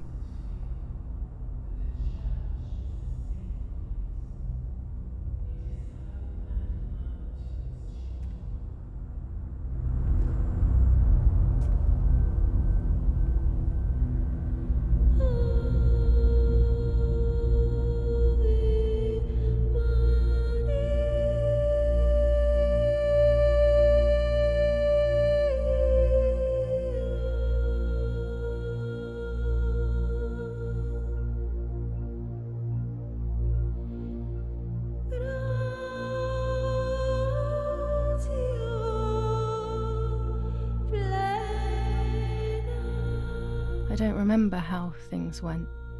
I just remember a big light and then photographs were being taken of me. There was a man dressed in white, a doctor, I presume. He was asking me questions, but I didn't understand what he was actually asking me. He wrote something on a piece of paper and then 2 nurses led me away. I was in the mental asylum. Some women were talking to themselves. Others cried. Some were even covered in their own filth. Others were violent and tried to hurt themselves any way possible. There was this one young woman who would pleasure herself all day long, incessantly, to the point where she would bleed. So they would tie her down to the bed screaming, cursing and talking gibberish for days on end. Once her wounds had healed and she was untied, she would just start again. That woman was me. They started to give me injections. What they gave me made my whole body shake. I broke my vertebrae and an ankle. I think it was called cardiazole or something like that. My body was like a fire that didn't want to be put out. When it appeared to be quenched, it would come back, even stronger than before. In the end, though, they won. I stopped screaming and masturbating. I stopped thinking. There was no longer any need for therapy. Something inside of me had died. But nevertheless, I insisted on carrying along this painful journey. I was stronger than I could ever have imagined.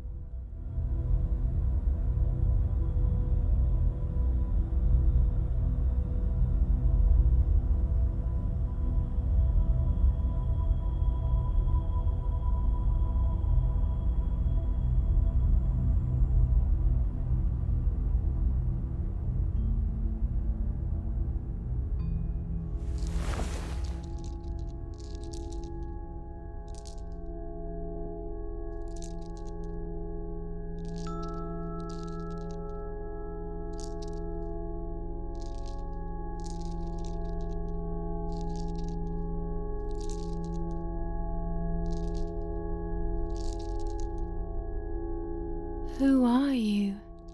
Wait, wait. I want answers. Don't go away. Talk to me about Martha, please.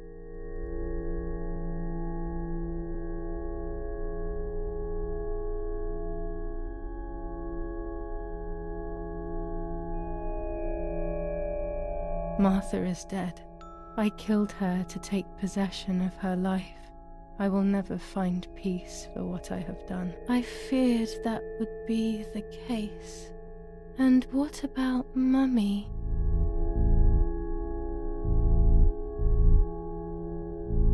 Mummy is dead. Nobody knows that better than I do, unfortunately. It's useless to try and deceive ourselves. Did I do what I think I've done?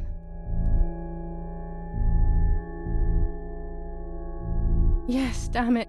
It really happened. I cut her into pieces and buried her under the bridge. God, all that blood. My God, I knew it. What about Daddy? The soldiers? Did that really happen?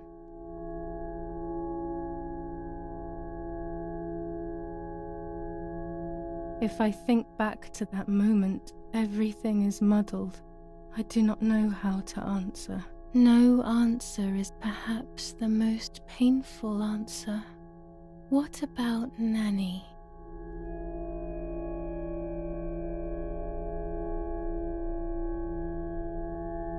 Poor Nanny. She really had nothing to do with it. But she died in our villa due to the bombings. We saved ourselves for some time by taking refuge at her house. Privileges for being rich. Feelings don't count for much, though. My poor Nanny. I'm afraid to ask about Lapo.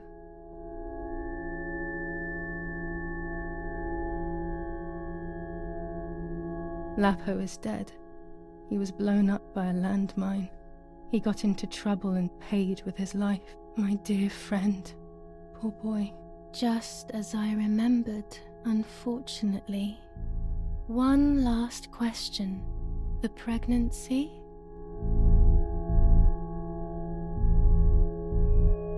Martha was pregnant. Her deformed baby died with her. Maybe she was in pain. That's enough now. All of these questions are pointless, aren't they? It's all inside of us. We just need to turn the mirror. Is it not all just the reflection of an unknowable existence? Nothing more than a puppet show.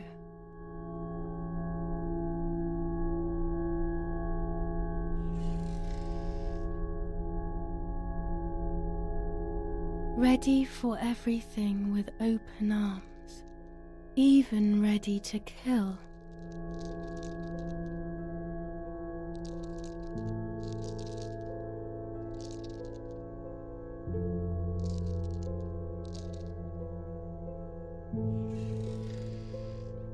Legs always ready to run.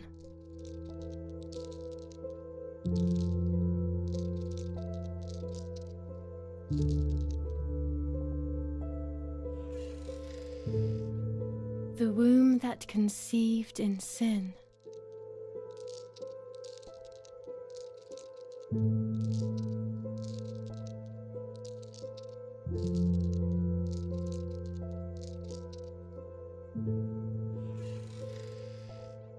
Lastly, the mind. To protect us, it has turned us into monsters. Either way, we cannot live like this, can we? I'll take care of it. I don't need to worry. I'll try to sleep if I can. I've got this.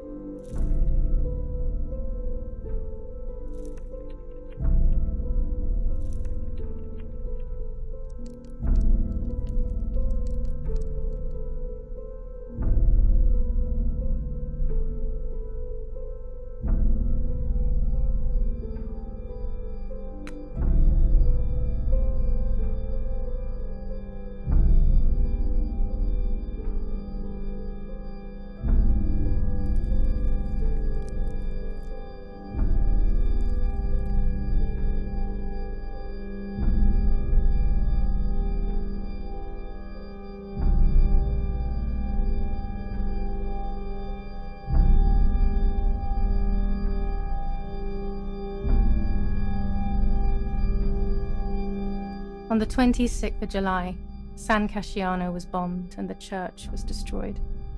But I was not there then. I was already in the asylum. Once again, stubbornly, I was not dead.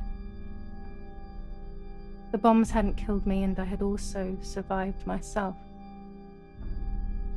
The most absurd test and the hardest one. The war ended some time ago now, both out there and inside of me. I was on the wrong side of the gate, but now I can turn the page. Life is opening its doors again, isn't it? If I hadn't been so lucky to survive myself, I would have thrown everything away. We think that danger is all around us, ready to attack. But the most devious and misleading dangers are the ones that are inside of us. They grow without us realizing. They make us suffer, remain confused, and remove our self-respect. I would have wanted to ask for help, but I was alone. This is my story. Thank you for being here, for listening to me. Now I'm ready to leave. How long will it take to get home?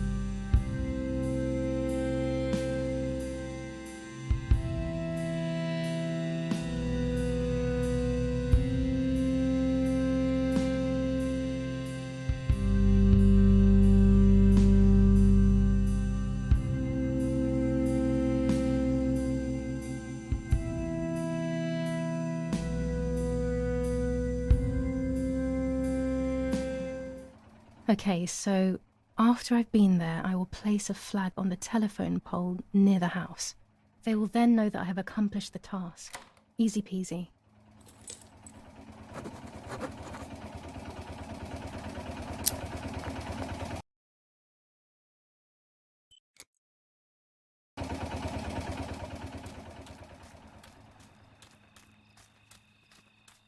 Oh no, the fence has been destroyed.